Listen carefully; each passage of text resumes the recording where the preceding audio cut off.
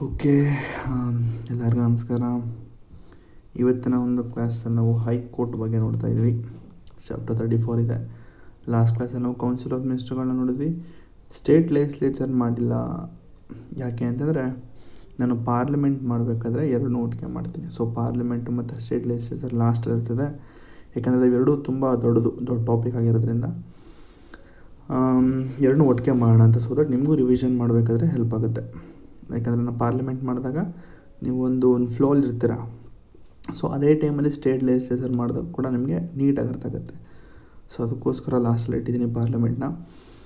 So ಇನ್ನು ಯಾರೋ summary ಶೀಟ್ಗಳು ತೊಗೊಂಡಿಲ್ಲ ಅಂತ ತೊಗೊಳ್ಳಿ. ತುಂಬ ಜನ ತೊಗೊಳ್ತಾ ಇದ್ದಾರೆ, ಟೆಲಿಗ್ರಾಮಲ್ಲಿ ಮೆಸೇಜ್ ಆಗ್ತಾಯಿದ್ದಾರೆ. ಜೊತೆಗೆ ಇನ್ನೂ ಯಾರು ಸಬ್ಸ್ಕ್ರೈಬ್ ಮಾಡಿಲ್ಲ ಅಂದರೆ ಫಸ್ಟು ಸಬ್ಸ್ಕ್ರೈಬ್ ಮಾಡಿ, ನಂತರ ಈ ವಿಡಿಯೋ ನೋಡಿ ಅಂತ ಹೇಳ್ತಾ ಈ ಒಂದು ಕ್ಲಾಸ್ನ ಶುರು ಮಾಡೋಣ. ಜೊತೆಗೆ ಹೈಕೋರ್ಟ್ ನೋಡೋಕ್ಕಿಂತ ಮುಂಚೆ ಫಸ್ಟು ಸುಪ್ರೀಂ ಕೋರ್ಟ್ ನೋಡ್ಕೊಳ್ಳಿ. ಕೆಲವೊಂದು ಪ್ರಾವಿಷನ್ಸು, ಕೆಲವೊಂದು ಆರ್ಟಿಕಲ್ಲು ಸೇಮ್ ಟು ಸೇಮ್ ಇರ್ತದೆ, ಆಯಿತಾ. ಇಲ್ಲೇನು ಅಂತ ಏನೂ ಚೇಂಜಸ್ ಇಲ್ಲ. ಎಲ್ಲೆಲ್ಲಿ ಸೆಂಟರ್ ಇರುತ್ತೋ ಅಲ್ಲೆಲ್ಲ ಸ್ಟೇಟ್ ಇರ್ತದೆ. ಜೊತೆಗೆ ರೆಡ್ ಜೂರಿಸ್ಡಿಕ್ಷನು ಸ್ವಲ್ಪ ಬೇರೆ ಥರ ಇರ್ತದೆ. ಅದು ಬಿಟ್ಟರೆ ಇನ್ನು ಮಿಕ್ಕಿದ್ದೆಲ್ಲ ಸೇಮ್ ಅಂತ ಹೇಳ್ತಾ ಬೇಗ ಸಬ್ಸ್ಕ್ರೈಬ್ ಬಟನ್ ಒತ್ತಿ ಅಂತ ಹೇಳ್ತಾ ಲೈಕ್ ಮತ್ತು ಕಮೆಂಟ್ ಮಾಡಿ. ಈ ಒಂದು ಟಾಪಿಕ್ ಅರ್ಥ ಆದರೆ ಡಿಸ್ಕ್ರಿಪ್ಷನಲ್ಲಿ ಡನ್ ಅಂತ ಹಾಕಿ ಅಥವಾ ಕಂಪ್ಲೀಟೆಡ್ ಅಂತ ಹಾಕಿ. ಸೊ ದಟ್ ನನಗೂ ಗೊತ್ತಾಗಬೇಕು ನಿಮಗೆ ಎಷ್ಟು ಜನಕ್ಕೆ ಅರ್ಥ ಆಗ್ತಾಯಿದೆ ಅಥವಾ ಎಷ್ಟು ಜನ ಕಂಪ್ಲೀಟ್ ಮಾಡ್ತಾಯಿದ್ದಾರೆ. ಯಾಕಂದರೆ ಡಿಸೆಂಬರ್ ಒಳಗಡೆ ನಾನು ಮುಗಿಸ್ತಾ ಇದ್ದೀನಿ.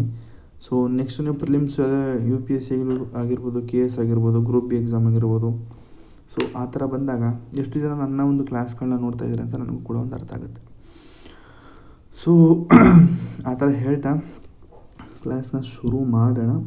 ಸೊ ಹೈಕೋರ್ಟ್ ಏನಿದು ಹೈಕೋರ್ಟ್? ಸೊ ಸೆಂಟರಲ್ಲಿ ಅಂತಂದರೆ ಆಲ್ ಓವರ್ ಇಂಡಿಯಾಗೆ ನಮ್ಮ ಸುಪ್ರೀಂ ಕೋರ್ಟ್ ಇದೆ. ಹಾಗಾದರೆ ನಾವು ಪ್ರತಿಯೊಂದು ಕೇಸ್ ಹಾಕ್ಬೇಕಾದ್ರೆ ಸುಪ್ರೀಂ ಕೋರ್ಟ್ಗೆ ಹೋಗಬೇಕಾ? ಇಲ್ಲ. ನಾವು ಫಸ್ಟು ಕೇಸ್ ಹಾಕ್ತು ಅಂತಂದರೆ ಏನೋ ಒಂದು ಆಯಿತು, ಏನೋ ಕೇಸ್ ಮಾಡ್ತೀವಿ, ಆಯಿತಾ, ಏನೋ ಚಾರ್ಜ್ ಶೀಟ್ ಏನೋ ಆಗುತ್ತೆ ಅಂತ ತಿಳ್ಕೊಳ್ಳಿ. ಆ ಟೈಮಲ್ಲಿ ಫಸ್ಟು ಹೋಗೋದು ನಿಮ್ಮ ಒಂದು ತಾಲೂಕಲ್ಲಿ ಅಥವಾ ಗ್ರಾಮ ನ್ಯಾಯಾಲಯ ಅಂತಿರುತ್ತೆ. ಸೊ ಅಲ್ಲಿ ಹೋಗ್ತೀರಾ. ಸೊ ನಿಮ್ಗೆ ಅಲ್ಲೂ ನ್ಯಾಯ ಸಿಗೋಲ್ಲ. ತಾಲೂಕು ಏನಿದೆ ಕೋರ್ಟ್ಗಳು ಅಲ್ಲಿ ಹೋಗ್ತೀರಾ, ಅಲ್ಲೂ ಸಿಗೋಲ್ಲ. ಡಿಸ್ಟಿಕ್ ಹೋಗ್ತೀರಾ, ಡಿಸ್ಟಿಕ್ ಕೋರ್ಟಲ್ಲೂ ಸಿಗೋಲ್ಲ. ಹೈಕೋರ್ಟ್ಗೆ ಹೋಗ್ತೀರಾ, ನೆಕ್ಸ್ಟ್ ಲಾಸ್ಟ್ ಹೈಕೋರ್ಟ್ಗೆ ಹೋಗ್ತೀರಾ. ಸೊ ಹೈಕೋರ್ಟಲ್ಲಿ ನಿಮಗೆ ಜಡ್ಜ್ಮೆಂಟ್ ಸಿಗುತ್ತೆ. ಆದರೆ ನಿಮಗೆ ಅದು ಅಂದರೆ ಆ ಒಂದು ಜಡ್ಜ್ಮೆಂಟ್ ನಿಮಗೆ ಅಷ್ಟೊಂದು ಸ್ಯಾಟಿಸ್ಫ್ಯಾಕ್ಷನ್ ಸಿಗೋದಿಲ್ಲ, ಅಥವಾ ಆ ಒಂದು ಜಡ್ಜ್ಮೆಂಟ್ಗಳು ಸತ್ಯಕ್ಕೆ ಜಡ್ಜ್ಮೆಂಟ್ ಸಿಕ್ಕಿದ್ದಲ್ಲ. ಸೊ ಆ ಥರ ಇದ್ದಾಗ ಆ ಒಂದು ಕೊಟ್ಟಂತಹ ಜಡ್ಜ್ಮೆಂಟ್ಗಳು ನಿಮಗೆ ಇಷ್ಟ ಆಗಲಿಲ್ಲ ಅಂದರೆ ನೀವು ಸುಪ್ರೀಂ ಕೋರ್ಟ್ಗೆ ಹೋಗಿ ಫೈಲ್ ಮಾಡ್ತೀರಾ. ಸೊ ಅಲ್ಟಿಮೇಟ್ಲಿ ನೀವು ಸುಪ್ರೀಂ ಕೋರ್ಟ್ಗೆ ಹೋಗಬೇಕು. ಸುಪ್ರೀಂ ಕೋರ್ಟ್ ಮೇಲೆ ಯಾರೂ ಇಲ್ಲ, ಸರಿನಾ? ಸುಪ್ರೀಂ ಕೋರ್ಟ್ ಮೇಲೆ ಯಾರೂ ಇಲ್ಲ. ಪ್ರೆಸಿಡೆಂಟ್ ಅಂತ ಬಿಟ್ಟರೆ ಈ ಜುಡಿಷಿಯರಿಯಲ್ಲಿ ಸುಪ್ರೀಂ ಕೋರ್ಟ್ ಮೇಲೆ ಯಾರೂ ಇಲ್ಲ. ಸೊ ಸುಪ್ರೀಂ ಕೋರ್ಟು ನಮ್ಮ ಹೈಯಲ್ಲಿ ತುಂಬ ಅಂದರೆ ಟಾಪಲ್ಲಿರುತ್ತೆ. ಸುಪ್ರೀಂ ಕೋರ್ಟ್ ಕೆಳಗಡೆ ನಮ್ಮ ಹೈಕೋರ್ಟ್ ಬರ್ತದೆ. ಸೊ ಇಷ್ಟು ಅರ್ಥ ಆಗಿರುತ್ತೆ. ಸುಪ್ರೀಂ ಕೋರ್ಟ್ ಅಂಡರಲ್ಲಿ ಹೈಕೋರ್ಟ್ ಇರುತ್ತೆ. ಹೈಕೋರ್ಟ್ ಅಂಡರಲ್ಲಿ ನಿಮ್ಮ ಡಿಸ್ಟಿಕ್ ಕೋರ್ಟ್ಗಳು, ಅದರ್ ಟ್ರಿಬ್ಯುನಲ್ಸ್, ಅದರ್ ಕೋರ್ಟ್ಸ್ ಎಲ್ಲ ನಿಮ್ಮ ಹೈಕೋರ್ಟ್ ಅಂಡರಲ್ಲಿ ಬರ್ತದೆ. ಸೊ ಮೊದಲಿಂದ ಹೇಳೋದಾದರೆ high court operates below the supreme court but above the subordinate courts. ಅಂದರೆ ಸಬಾರ್ಡಿನೇಟ್ ಕೋರ್ಟ್ಸ್ ಅಂದರೆ ಎಕ್ಸಾಂಪಲ್ ಹೇಳಿದರೆ ನಿಮ್ಮ ಡಿಸ್ಟಿಕ್ ಕೋರ್ಟ್ಸ್ಗಳು. ಸೊ ನಿಮ್ಮ ಸುಪ್ರೀಂ ಕೋರ್ಟ್ ಕೆಳಗಡೆ ಹೈಕೋರ್ಟ್ ಇರುತ್ತೆ. ನಮ್ಮ ಸಬಾರ್ಡಿನೇಟ್ ಕೋರ್ಟ್ ಅಥವಾ ಡಿಸ್ಟಿಕ್ ಕೋರ್ಟ್ ಮೇಲ್ಗಡೆ ಹೈಕೋರ್ಟ್ ಇರುತ್ತೆ. ಸೊ ಅದೊಂದು ಗೊತ್ತಿರಲಿ. Next the high court occupies the top position of the judicial administration of a state. ಒಂದು ಸ್ಟೇಟಲ್ಲಿ ಟಾಪ್ ಆಗಿರೋಂತಹ ಒಂದು ಜುಡಿಷಿಯಲ್ ಅಡ್ಮಿನಿಸ್ಟ್ರೇಷನ್ ಅಂದರೆ ನಮ್ಮ ಹೈಕೋರ್ಟು. ಸೊ ನಿಮಗೆಲ್ಲರೂ ನ್ಯಾಯ ಸಿಕ್ಕಲಿ ಅಂದರೆ ಫಸ್ಟು ಹೋಗೋದು ಅಂದರೆ ಏನದು, ನ್ಯಾಯ ಸಿಗದೆ ನೀವು ಹೈಕೋರ್ಟ್ಗೆ ಹೋಗ್ತೀರಾ. So that is ultimate, that is a top of a state ಅಂತ ಹೇಳ್ಬೋದು. ಆದರೆ ಅಲ್ಲೂ ಸಿಕ್ಕಿಲ್ಲ ಅಂದರೆ ನೀವು ಸುಪ್ರೀಂ ಕೋರ್ಟ್ ಮೊರೆ ಹೋಗ್ತೀರಾ, ಸರಿನಾ? ಸೊ ಆದ್ದರಿಂದ ನಮ್ಮ ಹೈಕೋರ್ಟ್ ಏನಿದೆ ಸ್ಟೇಟ್ಗೆ ಒಂದು ಟಾಪ್ ಪೊಸಿಷನ್ ಅಂತ ಹೇಳ್ಬೋದು. ನೆಕ್ಸ್ಟು ನಮ್ಮ ಹೈಕೋರ್ಟ್ ಎಲ್ಲಿಂದ ಬಂತು ಅಂದರೆ the high court originated in Indian 1862. ನೋಡಿ, ಆಗಲೇ ಬಂದಿತ್ತು 1862 ಹೈಕೋರ್ಟ್ಗಳು ಬಂದಿತ್ತು. ಎಲ್ಲೆಲ್ಲಿ ಅಂತಂದರೆ ಫಸ್ಟು ಕಲ್ಕತ್ತಾ, ಬಾಂಬೆ, ಮದ್ರಾಸು. ನೀವು ಹಿಸ್ಟ್ರಿ ನೋಡ್ತಾ ಇದ್ರೆ ಅಂದರೆ ನನ್ನ ಕ್ಲಾಸ್ಗಳಲ್ಲಿ ಕೆಲವೊಂದು ಈ ಚಾರ್ಟರ್ ಆ್ಯಕ್ಟ್ಸು, ಆಯಿತಾ, ಈ ಇಂಡಿಯನ್ ಕೌನ್ಸಿಲ್ ಆ್ಯಕ್ಟು, ಮಾರ್ಲಮೆಂಟು, ಅದೇನೇನೋ ಮಾಡ್ತಾಯಿದ್ದೀನಿ ಒಂದಷ್ಟು. ಸೊ ಅದರಲ್ಲಿ ನೀವೆಲ್ಲ ನೋಡಿದರೆ ನಿಮಗೆ ಅರ್ಥ ಆಗ್ತದೆ ಯಾವಾಗ ಬಂತು, 1862 ಏನು ಬಂತು, ಆಯಿತಾ. ಅಲಹಾಬಾದ್ ನೆಕ್ಸ್ಟ್ ಯಾವಾಗ ಬಂತು. ಸೊ ನೆಕ್ಸ್ಟು ಸುಪ್ರೀಂ ಕೋರ್ಟ್ಗಳೆಲ್ಲ ಹೇಗಿತ್ತು, ಫೆಡ್ರಲ್ ಕೋರ್ಟ್ ಅಂದ್ರೇನು, ಸೊ ಅದನ್ನೆಲ್ಲ ನಿಮಗೆ ಗೊತ್ತಾಗುತ್ತೆ. ಆ ವಿಡಿಯೋ ನೋಡಿಲ್ಲ ಅಂದರೆ ಮಾಡರ್ನ್ ಹಿಸ್ಟ್ರಿ ಸೀರೀಸ್ ನೋಡಿ. ಸೊ ಫಸ್ಟು ಬಂದಿದ್ದು 1862 ಕಲ್ಕತ್ತಾ, ಬಾಂಬೆ ಮತ್ತು ಮದ್ರಾಸಲ್ಲಿ ಬರ್ತದೆ. ಅದಾದಮೇಲೆ ಅಲಹಾಬಾದಲ್ಲಿ ಕೂಡ ಒಂದು ಅದಾದಮೇಲೆ ಮೂರು ಎಸ್ಟಾಬ್ಲಿಷ್ ಆದಮೇಲೆ ಕಲ್ಕತ್ತಾ, ಬಾಂಬೆ, ಮದ್ರಾಸ್ 3 ಎಸ್ಟಾಬ್ಲಿಷ್ ಆದಮೇಲೆ 4ನೇದು ನಮ್ಮ ಅಲಹಾಬಾದಲ್ಲಾಗುತ್ತೆ. ಆವಾಗ 1866ಅಲ್ಲಿ. ಸೊ ಇಷ್ಟು ಒಂದಷ್ಟು ಬ್ಯಾಕ್ಗ್ರೌಂಡ್ ಅಂತ ಹಿಸ್ಟ್ರಿ ಆದರೆ next the constitution of India provides for high court for each state but the 7th Amendment Act 1956 authorizes the Parliament to establish a common high court for 2 or more state or for 2 or more states and union territory. So ನಮ್ಮ ಸಂವಿಧಾನದಲ್ಲಿ ಏನಿದೆ, ಸಪ್ರೇಟಾಗಿ ಪ್ರತಿಯೊಂದು ಸ್ಟೇಟ್ಗೂ ಕೂಡ ಒಂದೊಂದು high court ಕೊಡಿ ಅಂತ ಹೇಳಿದೆ. ಆದರೆ 7th Amendment Act 1956ಅಲ್ಲಿ ಏನು ಹೇಳ್ತದೆ ಅಂತಂದರೆ, ಅಕಸ್ಮಾತು ನಿಮ್ಮ ಸ್ಟೇಟ್ಗಳಲ್ಲಿ ಕಾಮನ್ ಹೈಕೋರ್ಟ್ ಇಲ್ಲ ಅಂತಂದರೆ, ಈಗ ಎಕ್ಸಾಂಪಲ್ ನಮ್ಮ ಕರ್ನಾಟಕದಲ್ಲಿ ಒಂದು ಹೈಕೋರ್ಟ್ ಇದೆ, ಬಟ್ ತಮಿಳ್ನಾಡು ಮತ್ತು ಕೇರಳದಲ್ಲಿ ಇಲ್ಲ ಅಂತ ತಿಳ್ಕೊಳ್ಳಿ. ಸೊ ಆ ಥರ ಇದ್ದಾಗ ಅವರು ನಮ್ಮ ಕರ್ನಾಟಕದಲ್ಲಿ ಬಂದು ಒಂದು ಕೇಸ್ನ ಹಾಕ್ಬೋದು, ಅಂದರೆ ಕೇಸ್ ಫೈಲ್ ಮಾಡಿ ವಾದ ವಿವಾದಗಳನ್ನ ಮಾಡ್ಬೋದು. ಸೊ ಅದು ನಮ್ಮ 7th Amendment Actಲ್ಲಿ ಮಾಡಿದ್ದಾರೆ. ಏನಂತಂದರೆ ದ ಪಾರ್ಲಿಮೆಂಟ್ ಎಸ್ಟಾಬ್ಲಿಷ್ ಮಾಡುತ್ತೆ. So that parliament is establish a common high court for 2 or more states or 2 or more states and union territories. 2-3 ರಾಜ್ಯಗಳಿಗೆ ಒಂದೇ ಒಂದು ಕಾಮನ್ ಆಗಿ ಹೈಕೋರ್ಟು, ಅಥವಾ 2-3 ರಾಜ್ಯಗಳು ಮತ್ತು ಕೇಂದ್ರಾಡಳಿತ ಪ್ರದೇಶಗಳಿಗೆ ಒಂದೇ ಒಂದು ಕಾಮನ್ ಹೈಕೋರ್ಟ್ನ ಸ್ಥಾಪನೆ ಮಾಡೋದಕ್ಕೆ ನಮ್ಮ ಪಾರ್ಲಿಮೆಂಟು 7th Amendment Act ಮಾಡಿದೆ. ಸೊ ನೆಕ್ಸ್ಟು ಅಟ್ ಪ್ರೆಸೆಂಟ್ ಹೇಳೋದಾದರೆ ಒಟ್ಟು 25 ಕೋರ್ಟ್ ಇದೆಯಂತೆ ನಮ್ಮ ದೇಶದಲ್ಲಿ. 25 ಕೋರ್ಟ್ ಇದೆ ನಮ್ಮ ದೇಶದಲ್ಲಿ. Out of them only 3 high courts have A jurisdiction over more than 1 state. ಅದರಲ್ಲಿ ಒಟ್ಟು ಮೂರೇ ಹೈಕೋರ್ಟು ಮೋರ್ ದ್ಯಾನ್ 1 ಸ್ಟೇಟ್ಗೆ, ಅಂದರೆ ಕಾಮನ್ ಹೈಕೋರ್ಟಾಗಿ ವರ್ಕ್ ಮಾಡ್ತಾಯಿದೆ. ಸೊ ಅದು ಯಾವುದು ಅಂತ ನೀವು ಡಿಸ್ಕ್ರಿಪ್ಷನಲ್ಲಿ ಹೇಳಿ ಗೊತ್ತಿತ್ತು ಅಂತಂದರೆ.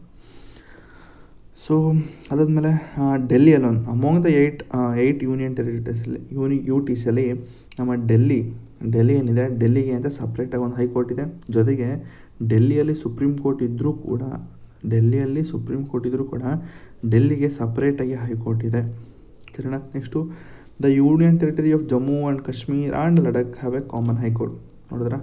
ಸೊ 7th Amendment ಇಲ್ಲಿ ಯೂಸ್ ಆಯ್ತಾ? ಅಲ್ಲಿ ಪಾರ್ಲಿಮೆಂಟು ಏನು ಮಾಡಿದೆ, ಜಮ್ಮು ಕಾಶ್ಮೀರ್ ಲಡಾಖ್ಗೆ 3 UTಸ್ಗೂ ಸೇರಿ ಒಂದು ಕಾಮನ್ ಹೈಕೋರ್ಟ್ನ ಸ್ಥಾಪಿಸಿದೆಯಂತೆ. Next the parliament can extend jurisdiction of a high court to any union territories or exclude the jurisdiction of a high court from any union territories. So ಪಾರ್ಲಿಮೆಂಟ್ಗೆ ಆಸಕ್ತಿ ಇದೆಯಂತೆ. ಏನು ಆಸಕ್ತಿ ಅಂತಂದರೆ, ಹೇಳಿದ್ನಲ್ಲ, ಆ 2-3 UTಸ್ಗೆ ಆ ಒಂದು ಕಾಮನ್ ಹೈಕೋರ್ಟ್ನ ಹಾಕೋದಕ್ಕೆ ಮತ್ತು ಆ ಕಾಮನ್ ಹೈಕೋರ್ಟ್ನ ತೆಗೆಯೋದಕ್ಕೆ ಎಲ್ಲದಕ್ಕೂ ಪಾರ್ಲಿಮೆಂಟ್ಗೆ ಶಕ್ತಿ ಇದೆ ಅಷ್ಟೇ. ಜುರಿಸ್ಟಿಕ್ಷನ್ ಆಫ್ ಅ ಹೈಕೋರ್ಟ್ ಅಷ್ಟೇ, ಅಲ್ಲೇನಿಲ್ಲ ಅಂತ ಏನು ಪಾಯಿಂಟ್ಸ್ ಅಲ್ಲ ಅಂತ ಏನಿಲ್ಲ ಅಲ್ಲಿ. ಸೊ ಆರ್ಟಿಕಲ್ 214 231 ಪಾರ್ಟ್ 6 ನಿಮಗೆ ಈ ಸುಪ್ರೀಂ ಕೋರ್ಟ್ ಸಿಗ್ತದೆ. ಸೊ ಕಂಪೋಸಿಷನ್ ಆ್ಯಂಡ್ ಅಪಾಯಿಂಟ್ಮೆಂಟ್ ಅಂತ ಬಂದರೆ ಏನೇನಿರ್ತದೆ ಅಂತ ಹೇಳೋದಾದರೆ, ಇಟ್ ಕನ್ಸಿಸ್ಟ್ ಆಫ್ ನಾರ್ಮಲಾಗಿ ಇದೆ, ಚೀಫ್ ಜಸ್ಟಿಸ್ ಇರ್ತಾರೆ ಮತ್ತು ಅದರ್ ಜಡ್ಜಸ್ ಕೂಡ ಇರ್ತಾರೆ. As a president may from time to time deem necessary to appoint. So ಪ್ರೆಸಿಡೆಂಟ್ಗೆ ಏನಾರು ಅನ್ನಿಸಿದರೆ ಟೈಮ್ ಟು ಟೈಮ್ನು ಒಬ್ಬೊಬ್ಬರು ಜಡ್ಜಸ್ನ ಅಪಾಯಿಂಟ್ ಮಾಡ್ಕೋಬೇಕು ಅಂತ, ಎಲ್ಲರೂ ವೇಕೆನ್ಸಿ ಇದೆ ಅಂತ ಅವ್ರಿಗೆ ಅನಿಸುತ್ತೋ ಅಂತಂದರೆ ಅವರು ಅಪಾಯಿಂಟ್ ಮಾಡ್ತಾರಂತೆ. Next the constitution does not specify the strength of the high court. ಸಂವಿಧಾನದಲ್ಲಿ ಅಕಸ್ಮಾತ್ ನಿಮಗೆ ಕ್ವಶನಲ್ಲಿ ಬಂತಂದರೆ, the constitution of India has mentioned 1 CJ of state, ಅಂದರೆ chief justice of a state, and 3 other judges ಅಂತ ಏನಾದ್ರು ಕೊಟ್ಟರೆ ಅಂತ ತಿಳ್ಕೊಳ್ಳಿ. ನೀವು ಆ ಸ್ಟೇಟ್ಮೆಂಟ್ನ ತಪ್ಪು ಅಂತ ಬರೀಬೇಕು. ಯಾಕೆ ಅಂತಂದರೆ ಸಂವಿಧಾನದಲ್ಲಿ ಇಷ್ಟೇ ಜಡ್ಜಸ್ ಇರಬೇಕು, ಇಷ್ಟೇ ಚೀಫ್ ಜಸ್ಟಿಸ್ ಇರಬೇಕು ಅಂತ ಏನು ಮೆನ್ಷನ್ ಮಾಡಿಲ್ಲ, ಅದು ಗೊತ್ತಿರಲಿ. Next the constitution does not specify the strength of the high court and leave it to the discretionary power of president. ಇದನ್ನೆಲ್ಲ ಪ್ರೆಸಿಡೆಂಟ್ ಅವ್ರಿಗೆ ಬಿಟ್ಬಿಟ್ಟಿದ್ದಾರೆ. ಸೊ ದಟ್ ಪ್ರೆಸಿಡೆಂಟ್ ಅವ್ರಿಗೆ ಅನ್ನಿಸ್ಬೇಕು ಈ ಒಂದು ರಾಜ್ಯಕ್ಕೆ ಇಷ್ಟು ಜಡ್ಜಸ್ ಇರಬೇಕು, ಒಬ್ಬರು ಚೀಫ್ ಜಸ್ಟಿಸ್ ಇರಬೇಕು, ಜೊತೆಗೆ 10 ಅದರ್ ಜಡ್ಜಸ್ ಇರಬೇಕು ಅಂತ ಅವ್ರಿಗೆ ಅನಿಸಿದ್ರೆ ಮಾತ್ರ ಈ ಒಂದು ಅಪಾಯಿಂಟ್ಮೆಂಟು ಮತ್ತು ಕಂಪೋಸಿಷನು ಡಿಪೆಂಡ್ ಆಗುತ್ತೆ. According to the president determines strength of the high court from time to time depending upon its workload depend ಮಾಡಿಕೊಂಡು ನಮ್ಮ ಪ್ರೆಸಿಡೆಂಟ್ ಅವರು ಅಪಾಯಿಂಟ್ ಮಾಡ್ಕೊಳ್ತಾರೆ.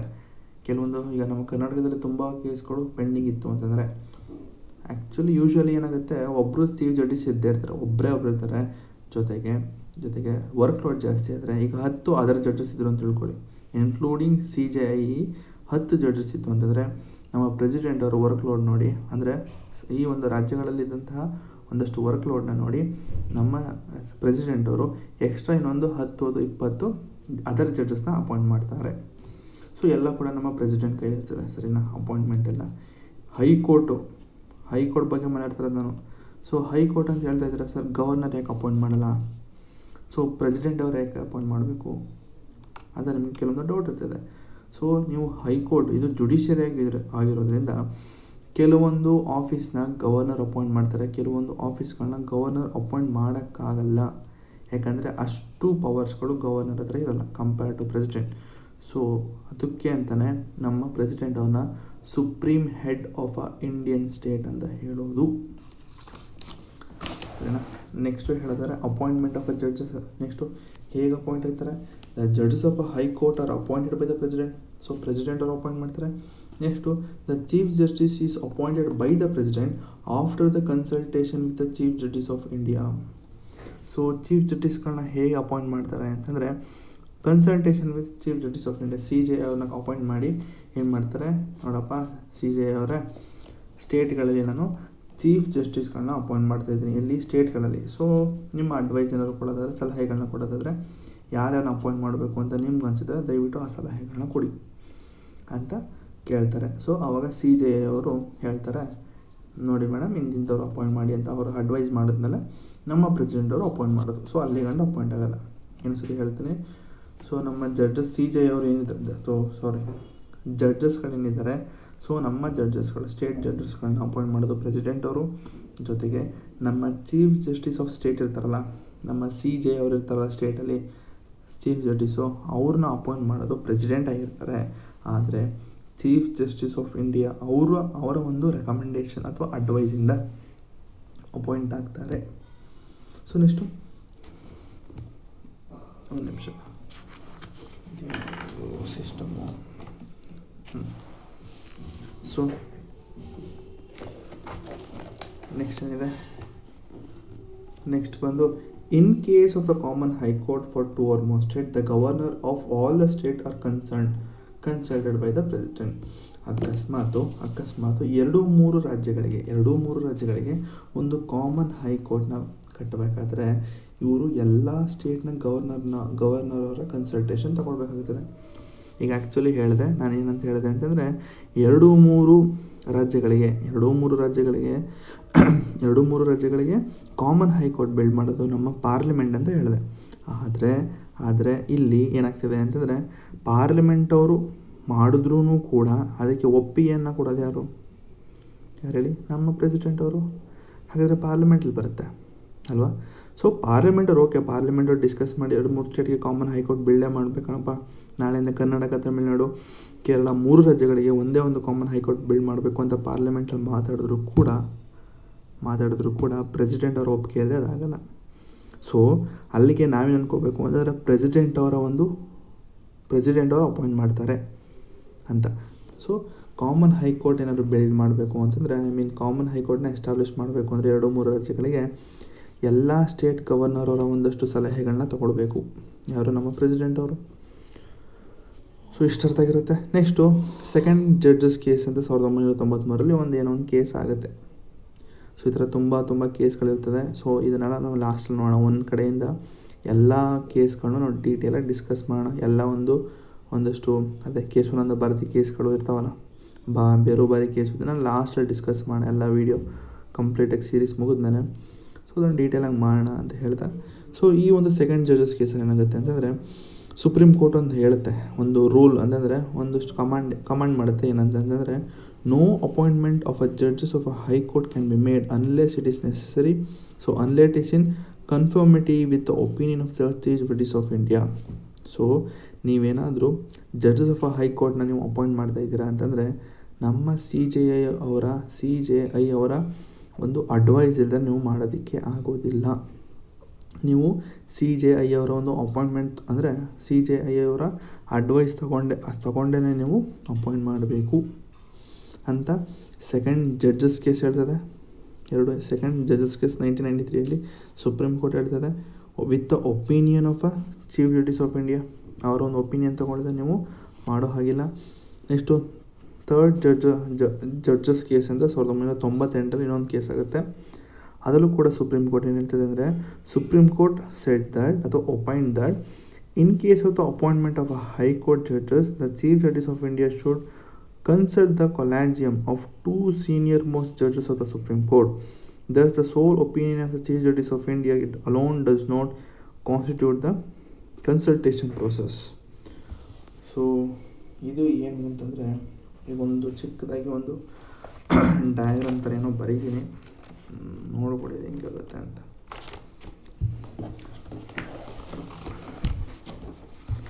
ಸೊ ಏನಿದು ಸೆಕೆಂಡ್ ಜಡ್ಜಸ್ ಕೇಸ್, ಮೊದಲನೇದು ಏನದು ಸೆಕೆಂಡ್ ಜಡ್ಜಸ್ ಕೇಸ್ ಏನೋ ಇದೆ ಅಂತೇಳಿ. ಸೊ ಈ ಒಂದು ಕೇಸ್ನಲ್ಲಿ ಸುಪ್ರೀಂ ಕೋರ್ಟ್ ಏನು ಹೇಳ್ತದೆ, ಸುಪ್ರೀಂ ಕೋರ್ಟ್ ಏನೋ ಒಂದು ಹೇಳ್ತದೆ, ಒಂದು ಜಡ್ಜ್ಮೆಂಟ್ ಕೊಡ್ತದೆ. ಸೊ ಈ ಜಡ್ಜ್ಮೆಂಟ್ ಪ್ರಕಾರ ಏನಿರುತ್ತೆ ಅಂತಂದರೆ, ನೀವು ಸ್ಟೇಟಲ್ಲಿರುವಂತಹ ಸ್ಟೇಟ್ ಜಡ್ಜಸ್ ಏನಿರ್ತಾರೆ ಅವ್ರನ್ನ ಅಪಾಯಿಂಟ್ ಮಾಡಬೇಕಾದ್ರೆ ಅಪಾಯಿಂಟೆಡ್ ವಿತ್ ಒಪಿನಿಯನ್, ಇವರ ಒಂದು ಒಪಿನಿಯನ್ ತೊಗೋಬೇಕು. ಯಾರ opinion? With opinion of CJI ತೊಗೋಬೇಕು. ಅರ್ಥ ಆಯ್ತಾ? ಈಗ ನೀವು ಸುಪ್ರೀಂ ಕೋರ್ಟ್ ಜಡ್ಜ್ಮೆಂಟ್ ಕೊಡುತ್ತೆ ಏನಂತಂದರೆ, ನೀವು ಸ್ಟೇಟಲ್ಲಿರುವಂತಹ ಒಂದಷ್ಟು ಜಡ್ಜಸ್ಗಳನ್ನ ಅಪಾಯಿಂಟ್ ಮಾಡ್ಕೋಬೇಕು ಅಂತಂದರೆ CJI ಅವರ ಒಪಿನಿಯನ್ ಅಥವಾ ಒಂದಷ್ಟು ಅಡ್ವೈಸ್ ಅಥವಾ ಕನ್ಸಲ್ಟೇಷನ್ ತೊಗೋಬೇಕು, ಇಲ್ಲಾಂದರೆ ನೀವು ಅಪಾಯಿಂಟ್ ಮಾಡೋ ಹಾಗಿಲ್ಲ ಅಂತ ಹೇಳ್ತದೆ. ಸೊ ಅದಾದಮೇಲೆ ಇದು ಯಾವಾಗಿದ್ದು ಅಂತಂದರೆ 1993 ಆಗ್ತದೆ. ಸೊ ಆಯಿತು ಇದನ್ನೆಲ್ಲ ಒಪ್ಕೊಂಡ್ರೆ ಎಲ್ಲರ ಸುಪ್ರೀಂ ಕೋರ್ಟೆಲ್ಲ ಹೇಳಿದ್ರಲ್ಲ ಜಡ್ಜ್ಮೆಂಟ್, ಸುಪ್ರೀಂ ಕೋರ್ಟ್ ಜಡ್ಜ್ಮೆಂಟ್ ಅಂತಂದರೆ ಮುಗೀತು ಅಂದ್ಕೊಂಡು ಹೇಳ್ತಾರೆ. ಆದರೆ 1998 ಮತ್ತೆ ಒಂದು ಕೇಸ್ ಆಗುತ್ತೆ. ಇದು ಸುಪ್ರೀಂ ಕೋರ್ಟ್ ಅವರ ಒಂದು ಸಿಂಗಲ್ ಇದು ಒಪಿನಿಯನ್ ಏನಿದೆ ಇದು ಆಫ್ CJI ಅಂದರೆ ಇದು ಸಿಂಗಲ್ ಆಗಿರುತ್ತೆ, ಸಿಂಗಲ್ ಒಪಿನಿಯನ್ ಆಗಿರುತ್ತೆ. ಸೊ ಈ ಥರ ಸಿಂಗಲ್ ಒಪಿನಿಯನ್ ಬೇಡ, ಯಾಕಂದರೆ ಇವೆಲ್ಲ ಸಿಂಗಲ್ ಒಪಿನಿಯನ್ ಅಂತಂದಾಗ ಕೆಲವೊಂದು ಪಾಲಿಟಿಕ್ಸ್ ಅಡ್ಡ ಬರುತ್ತೆ. ಯಾಕಂದರೆ ಇಂಥವ್ರನ್ನೇ ಅಪಾಯಿಂಟ್ ಮಾಡಿ ಅಂತ CJI ಅವ್ರಿಗೆ ಪ್ರೆಷರ್ ಬರ್ತದೆ. ಸೊ ಆ ಟೈಮಲ್ಲಿ CJI ಅವರು ಇವ್ರನ್ನೇ ರೆಕಮೆಂಡ್ ಮಾಡಿ ಇಲ್ಲಿಗೆ ಅಂದರೆ ಈ ಸ್ಟೇಟ್ಗೆ ಇವ್ರನ್ನೇ ಅಪಾಯಿಂಟ್ ಮಾಡಿ, ಆ ಸ್ಟೇಟ್ಗೆ ಅವ್ರನ್ನೇ ಅಪಾಯಿಂಟ್ ಮಾಡಿ, ಸ್ವಲ್ಪ ಪಾಲಿಟಿಕ್ಸ್ ಅಡ್ಡ ಬರುತ್ತೆ ಅಂದ್ಬಿಟ್ಟು 1998 ಇನ್ನೊಂದು ತರ್ತಾರೆ, that is third judgment case. So ಈ ಥರ್ಡ್ ಜಡ್ಜ್ಮೆಂಟ್ ಕೇಸನ್ನು ಹೇಳ್ತದೆ, ಸೊ ಇದು ನಮ್ಮ CJI ಅವರ ಒಂದು ಸಿಂಗಲ್ ಒಪಿನಿಯನ್ ಆಗಿರಬಾರ್ದು. ನೀವು ಆ ಸಿಂಗಲ್ ಒಪಿನಿಯನ್ ಬದಲು ನೀವೇನು ಮಾಡಿ ಅಂತಂದರೆ ಟೂ ಸೀನಿಯರ್ ಮೋಸ್ಟ್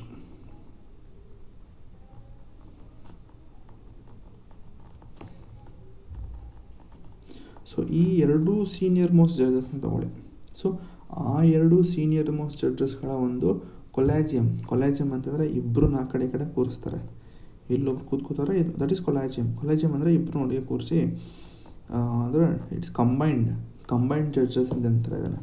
ಸೊ ಈಗ ಒಂದು ಚೇರಲ್ಲಿ ಕೂರಿಸ್ತಾರಲ್ಲ, ಅಂದರೆ ಒಂದು ಸುಪ್ರೀಂ ಕೋರ್ಟ್ ಚೇರ್ ಅಂತಂದರೆ ಅಲ್ಲಿ ಒಂದು 3ರಿಂದ 4 ಜನ ಅಥವಾ 5 ಜನ ಕೂತ್ಕೊಳ್ತಾರೆ ಅಲ್ವಾ. ಚೇರ್ ಅಂದರೆ ಸಿಂಗಲ್ ಚೇರ್ ಅಲ್ಲ, ಸುಪ್ರೀಂ ಕೋರ್ಟ್ ಚೇರ್ ಅಂತ ಚೇರ್ಮನ್ ಅನ್ನೋದಕ್ಕೆಲ್ಲ ಚೇರ್ ಅಂತಲೇ ತಿಳ್ಕೊಳ್ಳಿ. ಸುಪ್ರೀಂ ಕೋರ್ಟ್ ಚೇರ್ ಅಂತಂದರೆ ಆ ಒಂದೇನದು ಒಂದು ಕೇಸ್ಗೆ 5 ಜನ ಸುಪ್ರೀಂ ಕೋರ್ಟ್ ಇದ್ದಾರೆ ಅಂತ, ಆಯಿತಾ, 5 ಜನ ಜಡ್ಜಸ್ ಕೂತಿರ್ತಾರೆ ಅಂತ. ಅದೇ ರೀತಿ ಇಬ್ಬರನ್ನ ಅಕ್ಕಪಕ್ಕ ಕೂರಿಸಿ, ದಟ್ ಈಸ್ ಕೊಲ್ಯಾಜಿಯಂ, ಇಬ್ಬರನ್ನ ಅಕ್ಕಪಕ್ಕ ಕೂರಿಸಿ ಏನು ಮಾಡಿ ಅಂತಂದರೆ ನೀವು ಅವರ ಒಂದಷ್ಟು ಅವರ ಒಂದು ಒಪಿನಿಯನ್ ತಗೋಬೇಕು. ಯಾರೋ CJI ಅವರು. ಈಗ ಇಲ್ಲೇನು ಹೇಳಿದ್ದು, ಇಲ್ಲಿ ಒಪಿನಿಯನ್ ಆಫ್ CJI ತಗೋಬೇಕು ಅಂತ ಹೇಳಿದ್ರು. CJI ಅವ್ರ ಒಪಿನಿಯನ್ ಇಲ್ಲದೆ ತಗೊಳ್ಳೋ ಹಾಗಿಲ್ಲ, ಅಪಾಯಿಂಟ್ ಮಾಡೋ ಹಾಗಿಲ್ಲ ಅಂತ ಹೇಳಿದ್ರು. ಆದರೆ ಇಲ್ಲಿ 1998 ಥರ್ಡ್ ಜಡ್ಜ್ಮೆಂಟ್ ಕೇಸಲ್ಲಿ ಅಂತಂದರೆ 2 ಸೀನಿಯರ್ ಮೋಸ್ಟ್ ಜಡ್ಜಸ್ನ ಪಿಕ್ ಮಾಡಿ. ಸೊ ಅವರಿಬ್ಬರನ್ನು ಪಿಕ್ ಮಾಡಿ ನಮ್ಮ CJI ಅವರು ಇವರಿಂದ ಒಪಿನಿಯನ್ ತಗೋಬೇಕು. ಸೊ ಇವರಿಂದ ಒಪಿನಿಯನ್ ಬರಬೇಕು. ನೆಕ್ಸ್ಟು CJI ಅವರು ಅದನ್ನು ಒಪಿನಿಯನ್ ಕನ್ಸಿಡರ್ ಮಾಡಿ ಇವರು ಕನ್ಸಲ್ಟ್ ಮಾಡಬೇಕು ಪ್ರೆಸಿಡೆಂಟ್ ಅವ್ರಿಗೆ. ನೋಡಿ ಪ್ರೆಸಿಡೆಂಟ್ ಮೇಡಮ್ ಅವರೇ ನೀವು ಅವ್ರನ್ನ ಅಪಾಯಿಂಟ್ ಮಾಡಿ. ಸೊ ಪ್ರೆಸಿಡೆಂಟ್ ಅವರು ಆಗ ಹೈಕೋರ್ಟ್ ಜಡ್ಜಸ್ನ ಅಪಾಯಿಂಟ್ ಮಾಡ್ತಾರೆ ಅಂತ ನಾನು ಹೇಳ್ತಾನೆ. ಥರ್ಡ್ ಜಡ್ಜಸ್ ಕೇಸ್ ಅಂತ 1998 ಒಂದು ಬರ್ತದೆ. ಅಂತಂದರೆ ಇಲ್ಲಿ ಸಿಂಗಲ್ CJI ಅವರ ಒಪಿನಿಯನ್ ಆಗಲ್ಲ, ಇವರು ಯಾರಿಂದ ಒಪಿನಿಯನ್ ತೊಗೋಬೇಕು ಅಂದರೆ ಈ ಎರಡೂ ಸೀನಿಯರ್ ಜಡ್ಜಸ್ ಇರ್ತಾರಲ್ಲ, ಈ ಇಬ್ಬರಿಂದ ಇವರು ಒಪಿನಿಯನ್ ತೊಗೊಂಡು ಇವರು ಪ್ರೆಸಿಡೆಂಟ್ ಅವ್ರಿಗೆ ಹೇಳಿ ಪ್ರೆಸಿಡೆಂಟ್ ಅವರು ಅಪಾಯಿಂಟ್ ಮಾಡಬೇಕು. ಸೊ ಆ ಥರ ಹೇಳ್ತದೆ. ಆದರೆ ಸೊ ಇಲ್ಲಿದೆ, ಒಂದ್ಸತಿ ಈ ಬುಕ್ನ ಹೋಗ್ಬಿಡಿ. ಸೊ ಇಲ್ಲಿ ನೋಡಿ, second judgements case, third judgements case, ಇದ್ರ ಬಗ್ಗೆ ಹೇಳಿದೆ. ಆದರೆ 99ನೇ ಅಮೆಂಡ್ಮೆಂಟ್ ಆ್ಯಕ್ಟ್ ಏನು ಹೇಳ್ತದೆ ಅಂತಂದರೆ 2014ರಲ್ಲಿ ಅದನ್ನು ತೆಗಿತಾರೆ. ಅಂದರೆ 1998 ಬಂದಿತ್ತು. ಅಂದರೆ 16 ವರ್ಷ ಆದಮೇಲೆ 99 ಕಾನ್ಸ್ಟಿಟ್ಯೂಷನಲ್ ಅಮೆಂಡ್ಮೆಂಟ್ ಆ್ಯಕ್ಟ್ 2014 ಏನು ಮಾಡುತ್ತೆ, ಮತ್ತು national judicial appointment commission act 2014 ಇವೆರಡೂ ಸೇರಿಸಿ ಅದನ್ನು ರಿಪ್ಲೇಸ್ ಮಾಡುತ್ತೆ. ಏನಂತಂದರೆ have replace the collegium system of appointing judges to supreme court and the high court with a new body called national judicial appointments commission ಅಂತ.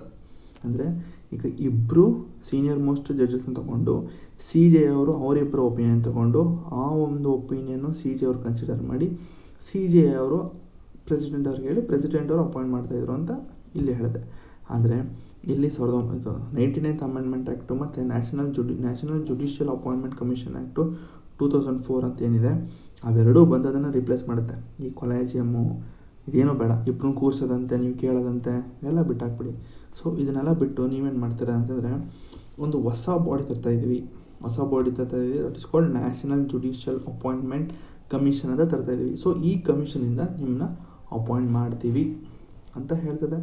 ಆದರೆ ಯಾವಾಗ ಅದು ಬಂದಿದ್ದು 2014ರಲ್ಲಿ. ಸೊ ಅದಾದ ಒಂದು ವರ್ಷಕ್ಕೆ ಏನಾಗುತ್ತೆ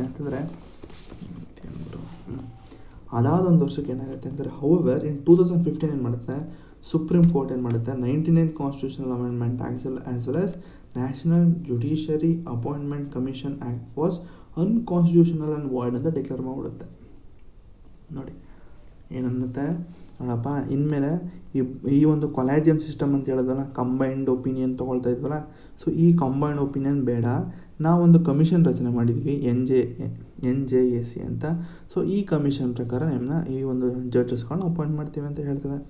ಆದರೆ ಒಂದು ವರ್ಷಕ್ಕೆ ಏನೇನಾಗುತ್ತೆ, ಅದು ನೆಕ್ಸ್ಟ್ ವರ್ಷಕ್ಕೆ ಸುಪ್ರೀಂ ಕೋರ್ಟ್ ಅದನ್ನು ಅನ್ಕಾನ್ಸ್ಟಿಟ್ಯೂಷನಲ್ ಆ್ಯಂಡ್ ವಾಯ್ಡ್ ಅಂತ ಡಿಕ್ಲೇರ್ ಮಾಡಿಬಿಡುತ್ತೆ.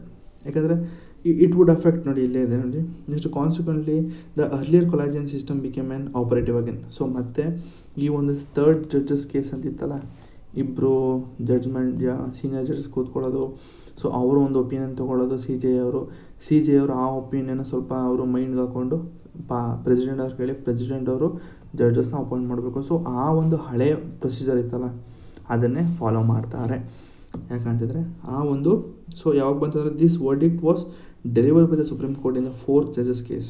ನೋಡಿ ಇದು 3rd ಜಡ್ಜಸ್ ಕೇಸ್ ಆಯಿತು, ಇದು 3ನೇ ಜಡ್ಜಸ್ ಕೇಸ್ ಆದರೆ 4ನೇ ಜಡ್ಜಸ್ ಕೇಸಲ್ಲಿ 2015ರಲ್ಲಿ ಹಳೆಯದನ್ನೇ ಫಾಲೋ ಮಾಡಿ ಅಂತ ಒಂದು ಸುಪ್ರೀಂ ಕೋರ್ಟ್ ಆದೇಶ ನೀಡ್ತದೆ. ಯಾಕೆಂದರೆ ಈ national judicial appointment commission act ಇತ್ತಲ್ಲ, ಇದು ಸ್ವಲ್ಪ it would affect the independence of the judiciary. So ಜುಡಿಷರಿಯ ಒಂದು ಸ್ವಾತಂತ್ರ್ಯವನ್ನು ಕಿತ್ಕೊಳ್ತಾ ಇತ್ತು. ಯಾಕೆಂತಂದರೆ ಕೆಲವೊಂದು ಜಡ್ಜಸ್ಗಳನ್ನ ಇವರು ಅಪಾಯಿಂಟ್ ಮಾಡ್ಕೊಂಡ್ರೆ, ಅಂದರೆ ಈ ಕಮಿಷನ್ ಅಂತೇನಿತ್ತು, ಜುಡಿಷಿಯಲ್ ಕಮಿಷನ್ ಅಂತಿತ್ತು, ಅಲ್ಲಿ ಸ್ವಲ್ಪ ಪಾಲಿಟಿಕ್ಸ್ ಆಗ್ಬೋದು. ಸೊ ಅವ್ರಿಗೆ ಇಷ್ಟ ಬಂದವ್ರನ್ನ ಅಪಾಯಿಂಟ್ ಮಾಡ್ಕೋಬೋದು ಅಂತೆಲ್ಲ ಬರುತ್ತೆ. ಸೊ ಆ ಥರ ಆಗೋದು ಬೇಡ, ಪಾಲಿಟಿಕ್ಸು ಜುಡಿಷಿಯರಿಗೆ ಇನ್ವಾಲ್ವ್ ಆಗುತ್ತೆ. ಸೊ ಅದರಿಂದ ಇದಾಗುತ್ತೆ ಅಂದ್ಬಿಟ್ಟು ಅದನ್ನು ತೆಗೆದುಹಾಕ್ತಾರೆ. ಸೊ ಇಷ್ಟು ಒಂದು ಅಪಾಯಿಂಟ್ಮೆಂಟ್ ಆಫ್ ಜಡ್ಜಸ್ ಅಂತ ಇರುತ್ತೆ. ಯಾರು ಕೂಡ ಇಷ್ಟೊಂದು ಡೀಟೇಲಾಗಿ, ಯಾಕಂದರೆ ಈ ಒಂದು ಜಡ್ಜಸ್ ಕೇಸ್ನ ಸ್ಕಿಪ್ ಮಾಡ್ತಾರೆ. ನಾನು ಯಾಕೆ ಮಾಡಿದ್ದೀನಿ ಅಂತಂದರೆ, ನಾಳೆ ಒಂದಿನ ನೀವು UPSC ಅಥವಾ KSC ಬೇರೆ ಎಕ್ಸಾಮ್ ಬರೋದ್ರು ಕೂಡ ಮೇನ್ಸಲ್ಲಿ ಕೇಳಿದರೆ ಇಷ್ಟು ಕತೆ ಇಟ್ಕೊಂಡು ನೀವು ನಾರ್ಮಲ್ ಇಂಗ್ಲೀಷಲ್ಲಿ ಬರೋದ್ರು ಕೂಡ ನಿಮಗೆ ಆದಷ್ಟು ಮಾರ್ಕ್ಸ್ ಸಿಗ್ತದೆ ಅನ್ನೋದಕ್ಕೋಸ್ಕರ ಈ ಕಥೆಯನ್ನು ಹೇಳಿದೆ. ಸೊ ಬೇಗ ಸಬ್ಸ್ಕ್ರೈಬ್ ಮಾಡ್ಕೊಳ್ಳಿ. ಹಂಗೆ ನೆಕ್ಸ್ಟ್ ಟಾಪಿಕ್ ಹೋಗೋಗಂಟ ಆಯಿತಾ, ನಾನು ಬುಕ್ ಎತ್ತಗಂಟ ಸಬ್ಸ್ಕ್ರೈಬ್ ಮಾಡ್ಕೊಳ್ಳಿ ಬೇಗ. ಸೊ ಮಾಡಿದ್ರೆ ಅಂದ್ಕೊಳ್ತೇನೆ. ನೆಕ್ಸ್ಟ್ ಟಾಪಿಕ್ ಹೋಗೋದಂದರೆ, ಸೊ ಕ್ವಾಲಿಫಿಕೇಷನ್ ಏನಿರಬೇಕು. ಮೊದಲನೇ ಕ್ವಾಲಿಫಿಕೇಷನು ಡೊನಾಲ್ಡ್ ಟ್ರಂಪ್ನ ಬಂದು ಕೂರಿಸ್ಬೋದಾ? ಇಲ್ಲ.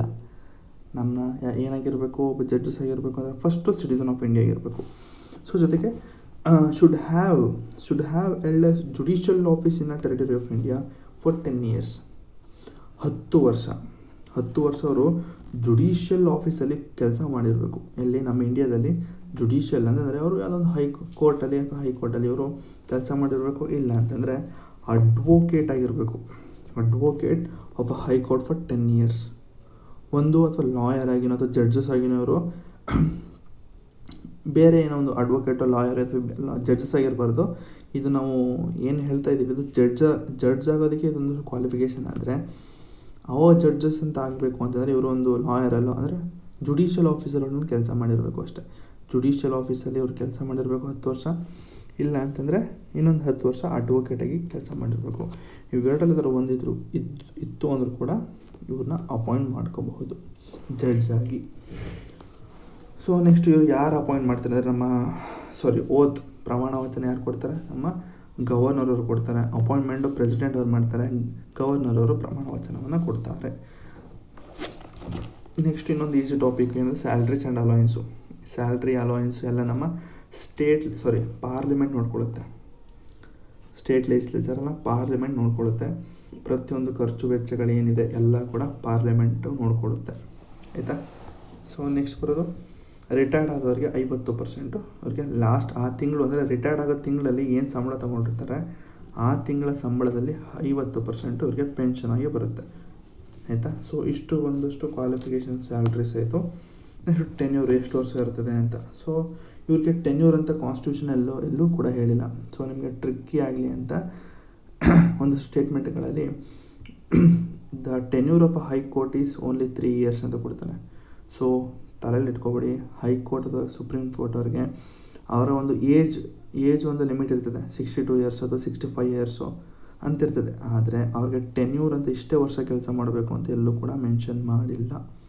So constitution does not fix the tenure of the judges of high court, ಗೊತ್ತಲ್ಲಿ. ಸೊ ನೆಕ್ಸ್ಟ್ ಹೇಳೋದಾದರೆ ಇವರಿಗೆ ಒಂದಷ್ಟು ಪ್ರಾವಿಷನ್ಸ್ ಏನು ಅಂದರೆ ಇವ್ರಿಗೆ 62 ವರ್ಷ ಆಗೋವರೆಗೂ ಇವರು ಆಫೀಸಲ್ಲಿ ಇರ್ಬೋದು. 62 ವರ್ಷ ಆದಮೇಲೆ ಇವರು ರಿಟೈರ್ಡ್ ಆಗ್ಬೋದು. ಯಾಕಂದರೆ ಈ ಸತಿ ಚಂದ್ರಚೂಡ್ ಅವರು ಈಗ ರಿಟೈರ್ಡ್ ಆದರು, 62 ವರ್ಷ ಆಯಿತು ಅವರಿಗೆ ರಿಟೈರ್ಡ್ ಆದರು. ರಾಜೀವ್ ಖನ್ನಾ ಅವರು ಈಗ ರೀಸೆಂಟಾಗಿ ನಮ್ಮ CJI ಅವರಾಗಿರ್ತಾರೆ. ಸೊ ಅದೊಂದು 62 ವರ್ಷ ಆಗೋವರೆಗೂ ಕೂಡ ಅವರು ಅಪಾಯಿಂಟ್ಮೆಂಟ್ ಅಂದರೆ ಆ ಒಂದು ಆಫೀಸಲ್ಲಿ ಇರ್ಬೋದು, ಅಂದರೆ ಆ ಜಡ್ಜಸ್ ಆಗಿ ಇರ್ಬೋದು.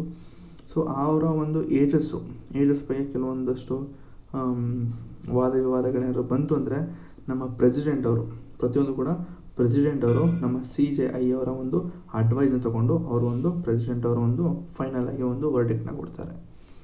ಕೆಲವೊಂದು ಸತಿ ಏಜ್ಗೆ ಡಿಫ್ರೆನ್ಸು 62 ವರ್ಷ ಇವ್ರು ಇನ್ನೊರ್ಗೆ ರಿಟೈರ್ಮೆಂಟ್ ಘೋಷಿಸಿರಲ್ಲ, ಆಯಿತಾ. ಸೊ ಆ ಥರ ಟೈಮಲ್ಲಿ ನಮ್ಮ ಪ್ರೆಸಿಡೆಂಟ್ ಅವರು with the advice of CJI ಅವರು ಬಂದು ಅದನ್ನು ಕ್ವಾಲಿಫೈ ಮಾಡ್ತಾರೆ, ಅಂದರೆ ರಿಸಾಲ್ವ್ ಮಾಡ್ತಾರೆ. ಸೊ ಆ ಟೈಮಲ್ಲಿ ಪ್ರೆಸಿಡೆಂಟ್ ಅವರ ಒಂದು ಡಿಸಿಷನ್ ಏನಿದೆ ಅದು ಫೈನಲ್ ಆಗಿರುತ್ತೆ. ನೆಕ್ಸ್ಟು ರೆಸಿಗ್ನೇಷನ್ ಲೆಟರು ನಮ್ಮ ಪ್ರೆಸಿಡೆಂಟ್ ಅವ್ರು ಕೊಡಬೇಕು, ಗವರ್ನರ್ಗಲ್ಲ. ರೆಸಿಗ್ನೇಷನ್ ಲೆಟರು ಹೈಕೋರ್ಟ್ ಜಡ್ಜಸ್ ಆಗಿರ್ಬೋದು, ಯಾರೇ ಆಗಿರ್ಬೋದು, ಚೀಫ್ ಜಸ್ಟಿಸ್ ಅವರು ಆಗಿರ್ಬೋದು.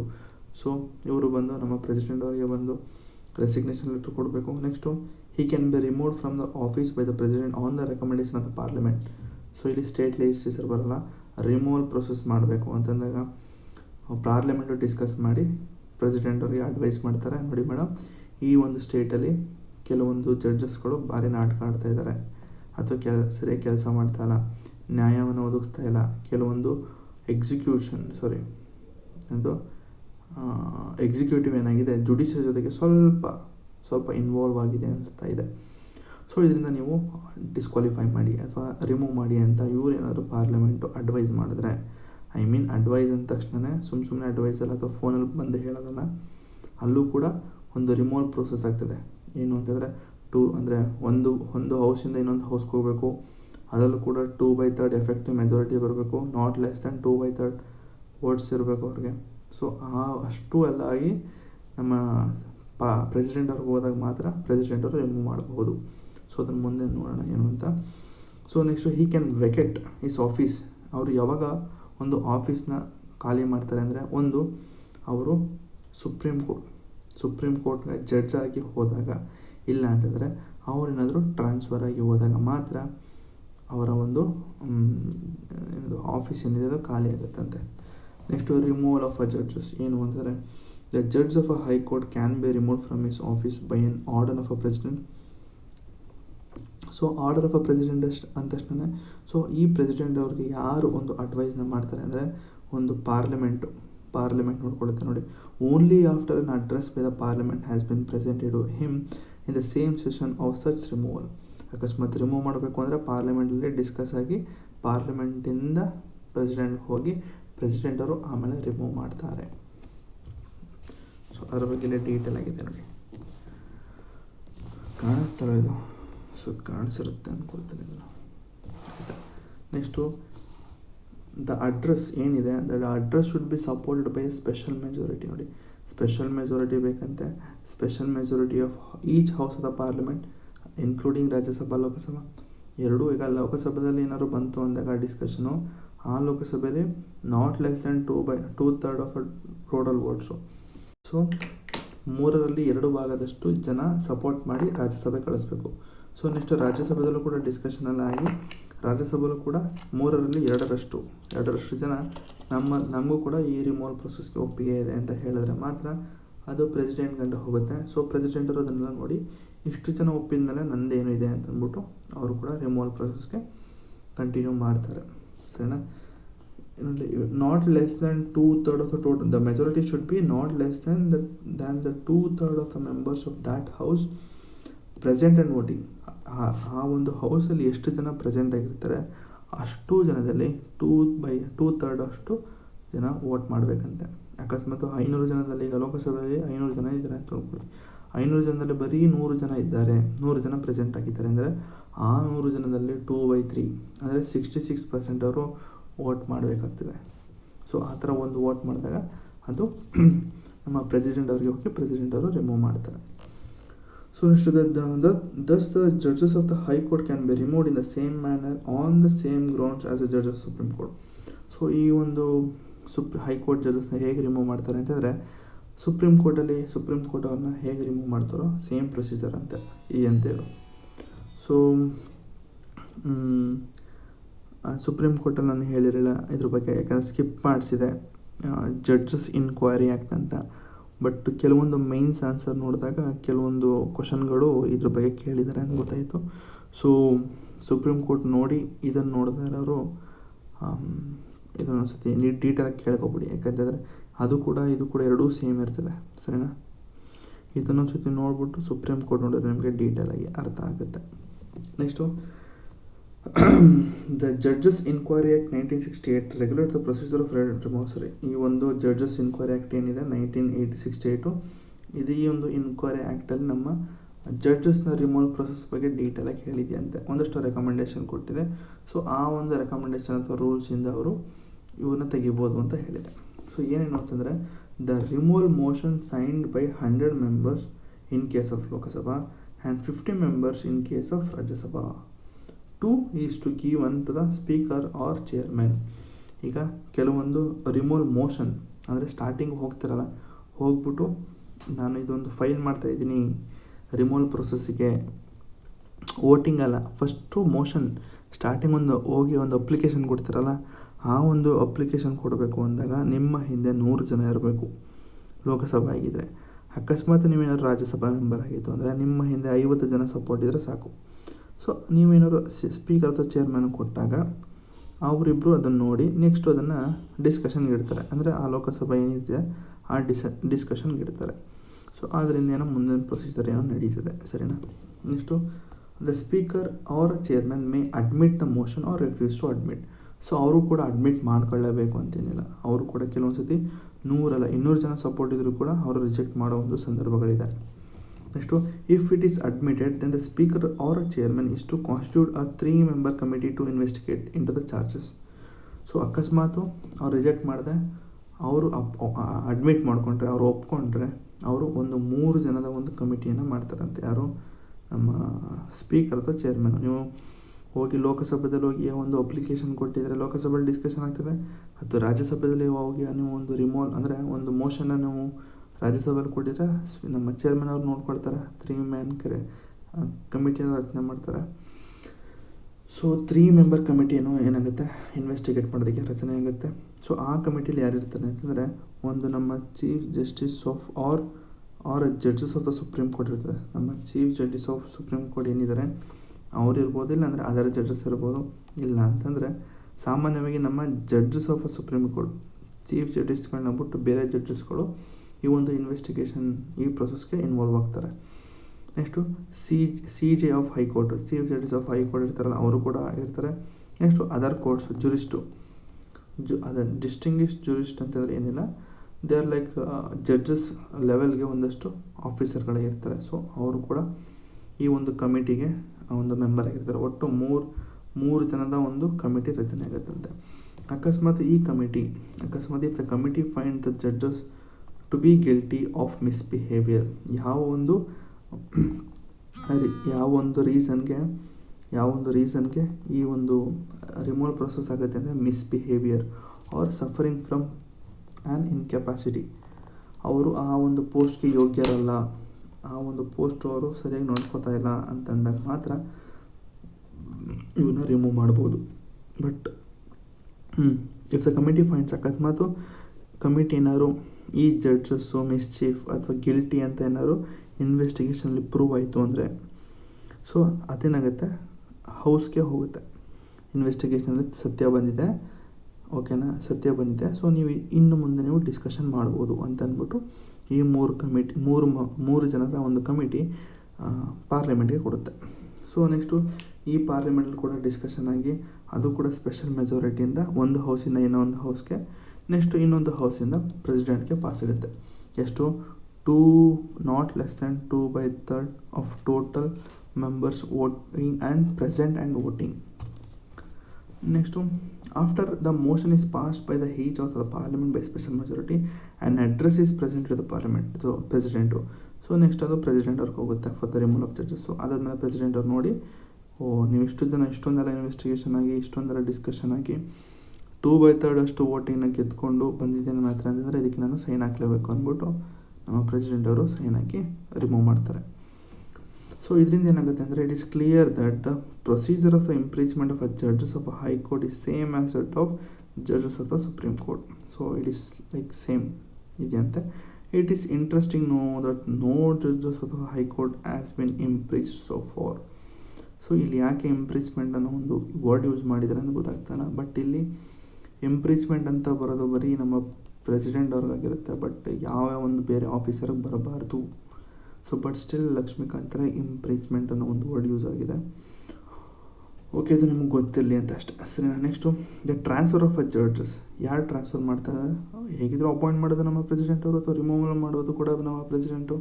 ಸೊ ಇವರೇ ಕೂಡ ನಮ್ಮ ಪ್ರೆಸಿಡೆಂಟ್ ಅವರು ಟ್ರಾನ್ಸ್ಫರ್ ಮಾಡ್ತಾರೆ to high court after the consultation of the chief justice of India. ಇವರು ಪ್ರತಿಯೊಂದನ್ನು ಕೂಡ ನೋಡಿ ಪ್ರೆಸಿಡೆಂಟ್ ಅವರು ಯಾವುದೇ ಕೂಡ ಪರ್ಸನಲ್ ಡಿಸ್ಕ್ರಿಷನ್, ಸಿಚುಯೇಷನಲ್ ಡಿಸ್ಕ್ರಿಷನ್ ಬಿಟ್ಟರೆ ಇನ್ನೇನೇ ಒಂದು ಡಿಸಿಷನ್ ತೊಗೊಂಡ್ರು ಕೂಡ ಆ ಡಿಸಿಷನೆಲ್ಲ ಪ್ರತಿಯೊಂದು ಕೂಡ ಒಂದು ಅಡ್ವೈಸ್ ಅಥವಾ ಕನ್ಸಲ್ಟೇಷನಿಂದನೇ ಆಗಿರುತ್ತೆ. ಈಗ ಅವರು ಒಂದು ರಿಮೂವಲ್ ಪ್ರೊಸೆಸ್ ಮಾಡಬೇಕು ಅಂದರೆ CJ ಅವರ ಒಂದು ಪರ್ಮಿಷನ್ ತೊಗೋಬೇಕು ಅಥವಾ ಅಡ್ವೈಸ್ ತೊಗೋಬೇಕು ಅಥವಾ ಕನ್ಸಲ್ಟ್ ಮಾಡಬೇಕು. ಇಲ್ಲಾಂದರೆ ಒಂದು ಟ್ರಾನ್ಸ್ಫರ್ ಮಾಡಬೇಕು ಅಂದರೂ ಕೂಡ ನಮ್ಮ CJI ಅವರ ಒಂದು ಕನ್ಸಲ್ಟೇಷನ್ ತೊಗೋಬೇಕು. ಸೊ ಇಲ್ಲೂ ಕೂಡ ಇದೆ, on the consultation of chief justice of India on transfer he or she entitled to receive an additional. ನೋಡಿ, ಅಕಸ್ಮಾತ್ ಟ್ರಾನ್ಸ್ಫರ್ ಆದರೆ ಇದು ಆ್ಯಕ್ಚುಲಿ ಟ್ರಾನ್ಸ್ಫರ್ ಅಂತ ಹೇಳೋದು ಒಂದು ಪನಿಷ್ಮೆಂಟ್ ಅಂತ ಹೇಳೋದಕ್ಕಾಗಲ್ಲ. ಸೊ ಇವರಿಗೆ ಒಂದು ಮೋಟಿವೇಶನ್ ಸಿಗುತ್ತೆ, ಇಂಕ್ರಿಮೆಂಟ್ ಮಾಡಿದಾಗ ಅವ್ರ ಸ್ಯಾಲ್ರಿಲಿ ಸಚ್ ಎಸ್ ಕಾಂಪನ್ಸೇಟರಿ ಅಲೋವೆನ್ಸು. ಸೊ ನೀವು ಒಂದು ಸ್ಟೇಟಿಂದ ಇನ್ನೊಂದು ಸ್ಟೇಟ್ಗೆ ನೀವೇನಾದರೂ ಟ್ರಾನ್ಸ್ಫರ್ ಮಾಡಿದ್ರೆ ಸುಪ್ರೀಂ ಕೋರ್ಟ್ದು ನಮ್ಮ ಪ್ರೆಸಿಡೆಂಟ್ ಅವರು ಸುಪ್ರೀಂ ಕೋರ್ಟ್ ಅಲ್ಲ, ಪ್ರೆಸಿಡೆಂಟ್ ಅವರು ಟ್ರಾನ್ಸ್ಫರ್ ಮಾಡಿದ್ರೆ ಅದು ಒಂದು ಪನಿಷ್ಮೆಂಟ್ ಅಂತ ಹೇಳೋದಕ್ಕಾಗಲ್ಲ. ಸೊ ಆ ಥರ ತಿಳ್ಕೊಳ್ತಾರೆ ಅಂತ ಅಂದ್ಬಿಟ್ಟೆ ಈ ಒಂದು ಕಂಪನ್ಸೇಟರಿ ಅಂದ್ಬಿಟ್ಟು ಎಕ್ಸ್ಟ್ರಾ ಅಲೋವೆನ್ಸ್ ಅಥವಾ ಎಕ್ಸ್ಟ್ರಾ ಅವ್ರಿಗೆ ಒಂದು ಸ್ಯಾಲ್ರಿಲಿ ಅಮೌಂಟ್ನ ಕೊಡ್ತಾರಂತೆ. So next in 1977 the Supreme Court ruled that the transfer of High Court judges could be resorted to only in exceptional measure and only in public interest and not by the way of punishment. So transfer ಅಂತ ಹೇಳಿದ ತಕ್ಷಣ ತುಂಬ ಜನ ಏನಂತಾರೆ ಅಂತಂದರೆ transfer ಅಂತಂದರೆ ಅದೊಂದು punishment ಅಂತ ಹೇಳ್ತೀವಲ್ವ. ಸೊ ನಮ್ಮನ್ನೆಲ್ಲ ಟ್ರಾನ್ಸ್ಫರ್ ಮಾಡ್ತಾಯಿದ್ದಾರೆ ಅಂತಂದರೆ ತುಂಬ ಗಾಂಧಿ ಥರ ಆಗಕ್ಕೆ ಹೋಗಿದ್ದೆ, ಅದಕ್ಕೆ ನಿನ್ನ ಟ್ರಾನ್ಸ್ಫರ್ ಮಾಡಿದ್ದಾರೆ. ಸೊ ಇಲ್ಲಿ ಆ ಒಂದು ಟ್ರಾನ್ಸ್ಫರು ಹೈಕೋರ್ಟ್ ಜಡ್ಜಸ್ಗೆ ಏನಿದೆ, ಸೊ ಅದನ್ನು ಪನಿಷ್ಮೆಂಟ್ ಅಂತ ಹೇಳೋದಕ್ಕಾಗಲ್ಲ, ಒಂದು ಜನರಿಗೆ ಒಳಿತಿಗಾಗಿ, ಜನರ ಒಂದು ಇಂಟ್ರೆಸ್ಟ್ಗೆ, ಪಬ್ಲಿಕ್ ಇಂಟ್ರೆಸ್ಟ್ಗೋಸ್ಕರ ಇವ್ರನ್ನ ಟ್ರಾನ್ಸ್ಫರ್ ಮಾಡಲಾಗಿದೆ ಅಂತ ಸುಪ್ರೀಂ ಕೋರ್ಟು 1977 ಹೇಳ್ತದೆ. ನೆಕ್ಸ್ಟು ಮತ್ತೆ ಥರ್ಡ್ ಜಜಸ್ ಕೇಸ್ ಬಂದಿದೆ. Supreme court transfer the high court ಜಜಸ್ chief justice of India should consult. Okay, transfer ಮಾಡಬೇಕಾದ್ರೂ ಕೂಡ ಈಗ ನಾನು ಹೇಳಿದೆ ಪ್ರೆಸಿಡೆಂಟ್ ಅವರು ಟ್ರಾನ್ಸ್ಫರ್ ಮಾಡ್ತಾರೆ, ಸರಿ. ಪ್ರೆಸಿಡೆಂಟ್ ಅವ್ರಿಗೆ ಯಾರು ಅಡ್ವೈಸ್ ಮಾಡಬೇಕು? CJI ಅವರ ಒಂದು ಅಡ್ವೈಸ್ ಬೇಕಾಗ್ತದೆ. ಸೊ CJI ಅವರು ಸಿಂಗಲ್ ಆಗಿ ಅಡ್ವೈಸ್ ಮಾಡೋದಕ್ಕಾಗಲ್ಲ. ಅವರು ಕೂಡ ಎಷ್ಟು ಜನ 4 ಸೀನಿಯರ್ ಮೋಸ್ಟ್ ನೋಡಿ ಟ್ರಾನ್ಸ್ಫರ್ ಮಾಡಬೇಕಾದಾಗ collegium of 4 senior judges, 4 senior most judges ಏನಿರ್ತಾರೆ ಸುಪ್ರೀಂ ಕೋರ್ಟಲ್ಲಿ, ಅವರ ಒಂದು ಒಪಿನಿಯನ್ನ ತೊಗೋಬೇಕಾಗ್ತದೆ ನಮ್ಮ CJI ಅವರು. ಸೊ ನಮ್ಮ CJI ಅವರು ಆ ಒಂದು 4 ಜನದ ಒಂದು ಒಪಿನಿಯನ್ನ ತೊಗೊಂಡು ನಂತರ ಅವರು ಏನಂತ ಸುಪ್ರೀಂ ಕೋರ್ಟ್ ಮತ್ತು ಚೀಫ್ ಜಸ್ಟಿಸ್ ಆಫ್ 2 ಹೈಕೋರ್ಟ್ಸು, ಅದನ್ನು ಬರೆದ್ಬಿಡ್ತೀನಿ, ನನಗೆ ಬರೆದ್ರೆ ಅರ್ಥ ಆಗುತ್ತೆ.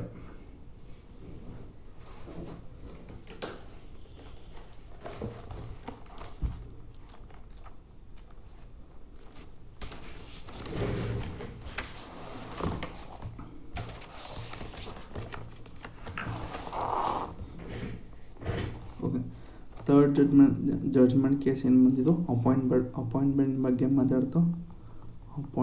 ಬಗ್ಗೆ ಮಾತಾಡಾದ್ಮೇಲೆ ಇದು ಟ್ರಾನ್ಸ್ಫರಲ್ಲೂ ಕೂಡ ಮಾತಾಡುತ್ತೆ. ಟ್ರಾನ್ಸ್ಫರಲ್ಲಿ ಏನು ಅಂತಂದರೆ ಈ ಒಂದು ಥರ್ಡ್ ಜಡ್ಜ್ಮೆಂಟ್ ಕೇಸಲ್ಲಿ ಏನಂತ ಮಾತಾಡುತ್ತೆ ಅಂತಂದರೆ, ನೀವೇನಾದರೂ ಟ್ರಾನ್ಸ್ಫರ್ ಮಾಡಬೇಕು ಅಂತಂದರೆ ಆ್ಯಕ್ಚುಲಿಗೆ ಪ್ರೆಸಿಡೆಂಟ್ ಅವರು ಟ್ರಾನ್ಸ್ಫರ್ ಮಾಡ್ತಾರೆ ಅಂತ ಗೊತ್ತಾಯಿತು. ಸೊ ಈ ಪ್ರೆಸಿಡೆಂಟ್ ಅವ್ರಿಗೆ ಯಾರು ಅಡ್ವೈಸ್ ಮಾಡ್ತಾರೆ? ನಮ್ಮ CJI ಅಂತ ಗೊತ್ತಾಯಿತು. ಏನಿದು ಅಡ್ವೈಸ್ ಆಯಿತಾ.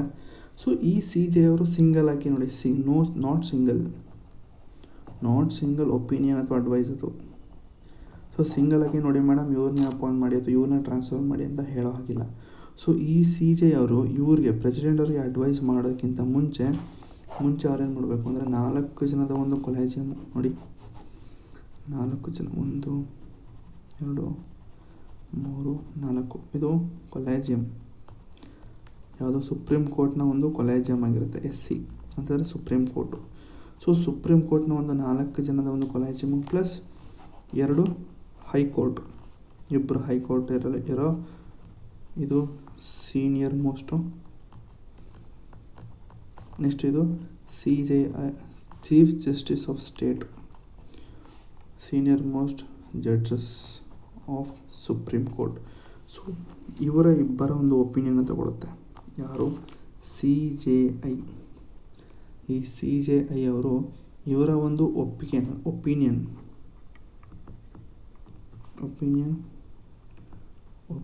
ಇವರ ನೋಡಿ 4 ಜನದ ಒಂದು ಕೊಲೆಜಿಯಮ್ ಮತ್ತು CJI ಅವರ ಇಬ್ಬರಿರುವಂತಹ ಒಂದು ಕೊಲೆಜಿಯಮ್ ಇಬ್ಬರ ಒಂದು ಒಪಿನಿಯನ್ ತಗೊಂಡು CJI ಅವರು ಒಂದಷ್ಟು ಮೈಂಡ್ ಸೆಟ್ ಮಾಡ್ಕೊಳ್ತಾರೆ. ಸೊ ಅಂದರೆ ರಿಪೋರ್ಟ್ ರೆಡಿ ಮಾಡ್ಕೊಳ್ತಾರೆ.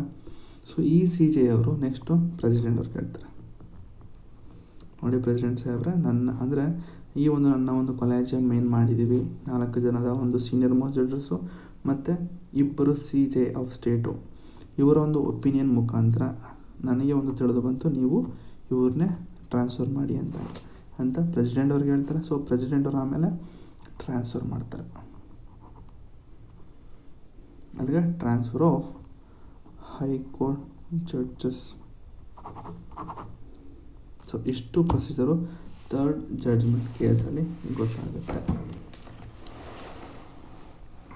ಇಲ್ಲಿದೆ ನೆಕ್ಸ್ಟು ಡೀಟೇಲಾಗಿ ಹೇಳಿದ್ದೀನಿ. So thus the sole opinion of the chief justice of India does not constitute the consultation process.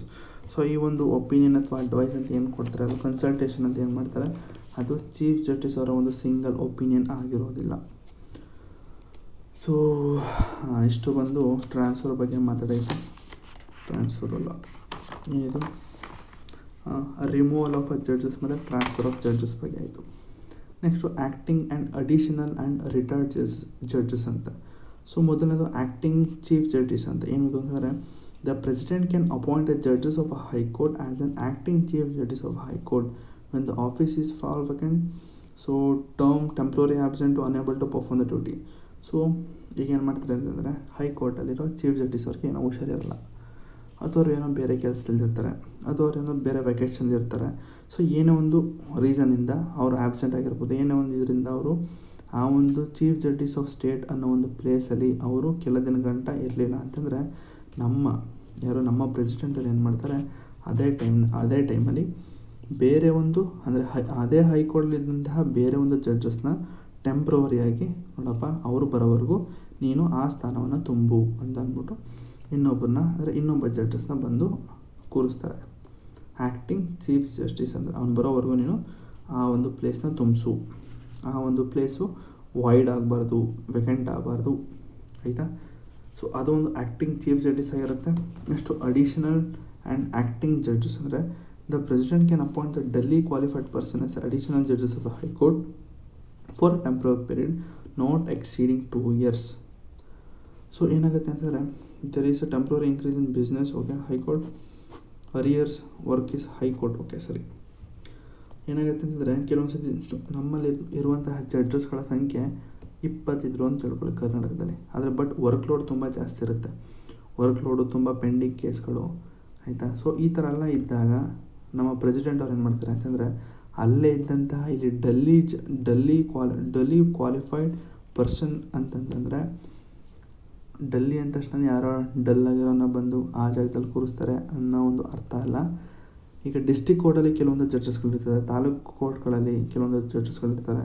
So ಅಂಥ ಜಡ್ಜಸ್ಗಳನ್ನ ಹೈಕೋರ್ಟ್ ಜಡ್ಜಸ್ಗಳಾಗಿ ಮಾಡಿ ಆ ಒಂದು ಪೆಂಡಿಂಗ್ ಕೇಸ್ನ ಸಾಲ್ವ್ ಮಾಡೋಕ್ಕೆ ಹೇಳ್ತಾರೆ. So that is called additional and acting judges ಅಂತ. ಏನಂತ, ಕೆಲವೊಂದು ಸತಿ ವರ್ಕ್ ಲೋಡು ತುಂಬ ಜಾಸ್ತಿ ಇದ್ದಾಗ, ಕೆಲವೊಂದು ಕೇಸ್ಗಳು ಪೆಂಡಿಂಗ್ ಇದ್ದಾಗ, that is called arrears, pending ಕೇಸ್ಗಳಿದ್ದಾಗ ಕೆಲವೊಂದು ಸತಿ ಬೇರೆ ಒಂದು ಜಡ್ಜಸ್ಗಳನ್ನ ಅಂದರೆ ಡಿಸ್ಟ್ರಿಕ್ಟ್ ಜಡ್ಜಸ್ ಆಗಿರ್ಬೋದು ಅಥವಾ ತಾಲೂಕು ಜಡ್ಜಸ್ ಅಂದರೆ ತಾಲೂಕು ಕೋರ್ಟ್ಗಳಿರ್ತದಲ್ಲ ಅಲ್ಲಿದ್ದಂಥ ಕೆಲವೊಂದು ಜಡ್ಜಸ್ಗಳನ್ನ ಇವರು ಅಪಾಯಿಂಟ್ ಮಾಡಿಕೊಂಡು ಆ ಒಂದು ವರ್ಕ್ ಲೋಡು ಅಥವಾ ಆ ಒಂದು ಪೆಂಡಿಂಗ್ ಕೇಸಸ್ನ ಸಾಲ್ವ್ ಮಾಡು. ಅದು ಎಲ್ಲಿವರೆಗೆ, ಬರೀ 2 ವರ್ಷ. 2 ವರ್ಷದೊಳಗಡೆ ನೀನು ವಾಪಸ್ ನಿನ್ನ ಒಂದು ಕೆಲಸಕ್ಕೆ ಕೊಟ್ಟೋಗ್ಬೇಕು, ಅಲ್ಲಿ ಗಂಟ ನೀನು ಇಲ್ಲಿ ಕೆಲಸ ಮಾಡಬಹುದು ಅಂತ ಅಂದ್ಬಿಟ್ಟು ನಮ್ಮ ಪ್ರೆಸಿಡೆಂಟ್ ಅವರು ಅಪಾಯಿಂಟ್ ಮಾಡ್ಕೊಳ್ತಾರೆ. ನೆಕ್ಸ್ಟು ರಿಟೈರ್ಡ್ ಜಡ್ಜಸ್ ಯಾರಿದು. So at any time the chief justice of high court of a state can request retired judges of the high court or any other high court to act as a judges of the high court of that state for a temporary period.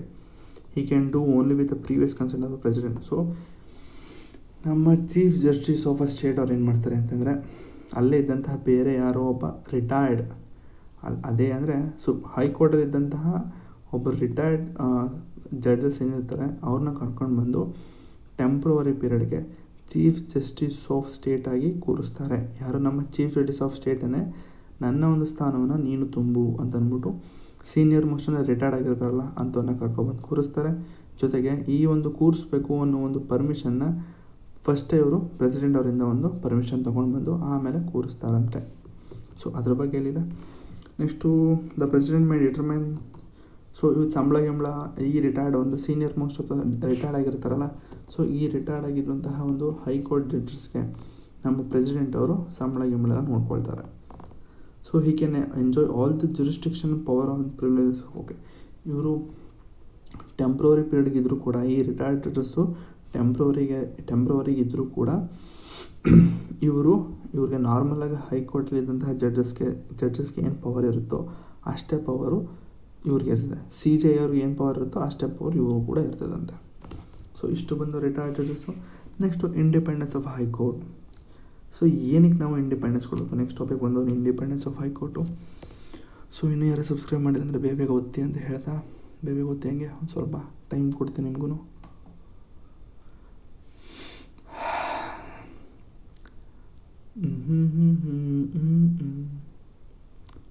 ಓದಿದ್ರಾ, like ಓದಿದ್ರಾ, okay, subscribe button ಓದ್ತಿದ್ದೀರಾ ಅಂತ ಹೇಳ್ತಾ continue ಮಾಡ್ತಾಯಿದ್ದೀನಿ.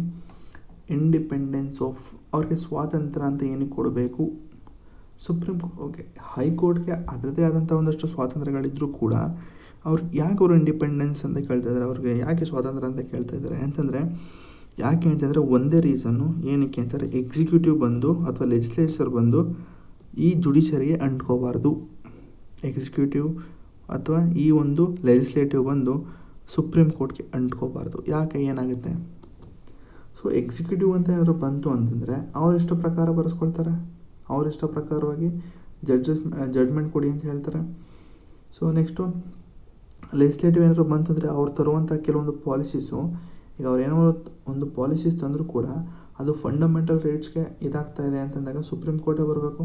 Supreme ಕೋರ್ಟೇ ಎದ್ದೇಳುತ್ತೆ, ಆಗ ನನ್ನ ಒಂದು ಸಿಟಿಸನ್ಗಳಿಗೆ fundamental right violation ಆಗ್ತಾಯಿದೆ ಅಂತ supreme ಕೋರ್ಟೇ ಬಂದು ಹೇಳೋದು.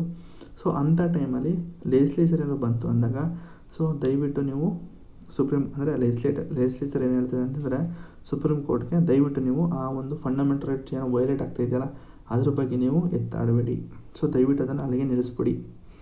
ಸೊ ಈ ಥರ ಎಲ್ಲ ಆಗುತ್ತೆ ಅನ್ನೋದಕ್ಕೋಸ್ಕರ ನಮ್ಮ ಒಂದು ಜುಡಿಷರಿ ನಮಗೆ ಇಂಡಿಪೆಂಡೆನ್ಸ್ ಕೊಡಿ, ಸೊ ಇಂಡಿಪೆಂಡೆಂಟ್ ಒಂದು ಆಫೀಸ್ ಥರ ಮಾಡಿ ಅಂತೆಲ್ಲ ಕೇಳ್ಕೊಳುತ್ತೆ. ಏನಿದು ಅಂತಂದರೆ ಇಂಡಿಪೆಂಡೆನ್ಸ್ ಆಫೀಸ್ ಏನಕ್ಕೆ ಅಂತಂದರೆ, ಸೊ ಏನೇನಿದೆ ಅಂತಂದರೆ ಒಂದು mode of appointment. So supreme ಕೋರ್ಟೆಲ್ಲ ನೋಡಿದರೆ ಸುಪ್ರೀಂ ಕೋರ್ಟಲ್ಲಿ ಏನಿದೆ same. So mode of appointment ಹೆಂಗಿರುತ್ತೆ ಅಂತಂದರೆ the judges of the high court are appointed by the president in consultation with the member of a judiciary itself. ಅಂದರೆ appointment ಏನೋ ಮಾಡ್ಕೋಬೇಕು ಅಂದರೆ ಪ್ರೆಸಿಡೆಂಟ್ ಅವರು ಅಪಾಯಿಂಟ್ ಮಾಡಬೇಕು, ಆದರೆ with consultation with members of judicial office only itself. ಜುಡಿಷಿಯರಿಯಲ್ಲಿ ಯಾರಿರ್ತಾರೆ ಅವರನ್ನೇ ಮಾತ್ರ ಕನ್ಸಲ್ಟೇಷನ್ ತೊಗೋಬೇಕು. ಎಕ್ಸಾಂಪಲ್ ಹೇಳೋದಾದರೆ ನಮ್ಮ ಚೀಫ್ ಜಸ್ಟಿಸ್ ಆಫ್ ಇಂಡಿಯಾ ಅಥವಾ ಚೀಫ್ ಜಸ್ಟಿಸ್ ಆಫ್ ಹೈಕೋರ್ಟ್ ಇವರ ಒಂದು ಕನ್ಸಲ್ಟೇಷನ್ ತೊಗೊಂಡು ನೀವು ಅಪಾಯಿಂಟ್ ಮಾಡ್ಕೋಬೇಕು. ಅದನ್ನು ಬಿಟ್ಟು ಜುಡಿಷಿಯರಿ ಬಿಟ್ಟು ಬೇರೆ ಯಾರೋ ಒಬ್ಬನ್ನ ನೀವು ಕನ್ಸಲ್ಟೇಷನ್ ತೊಗೋಬಾರ್ದು. So next security of tenure.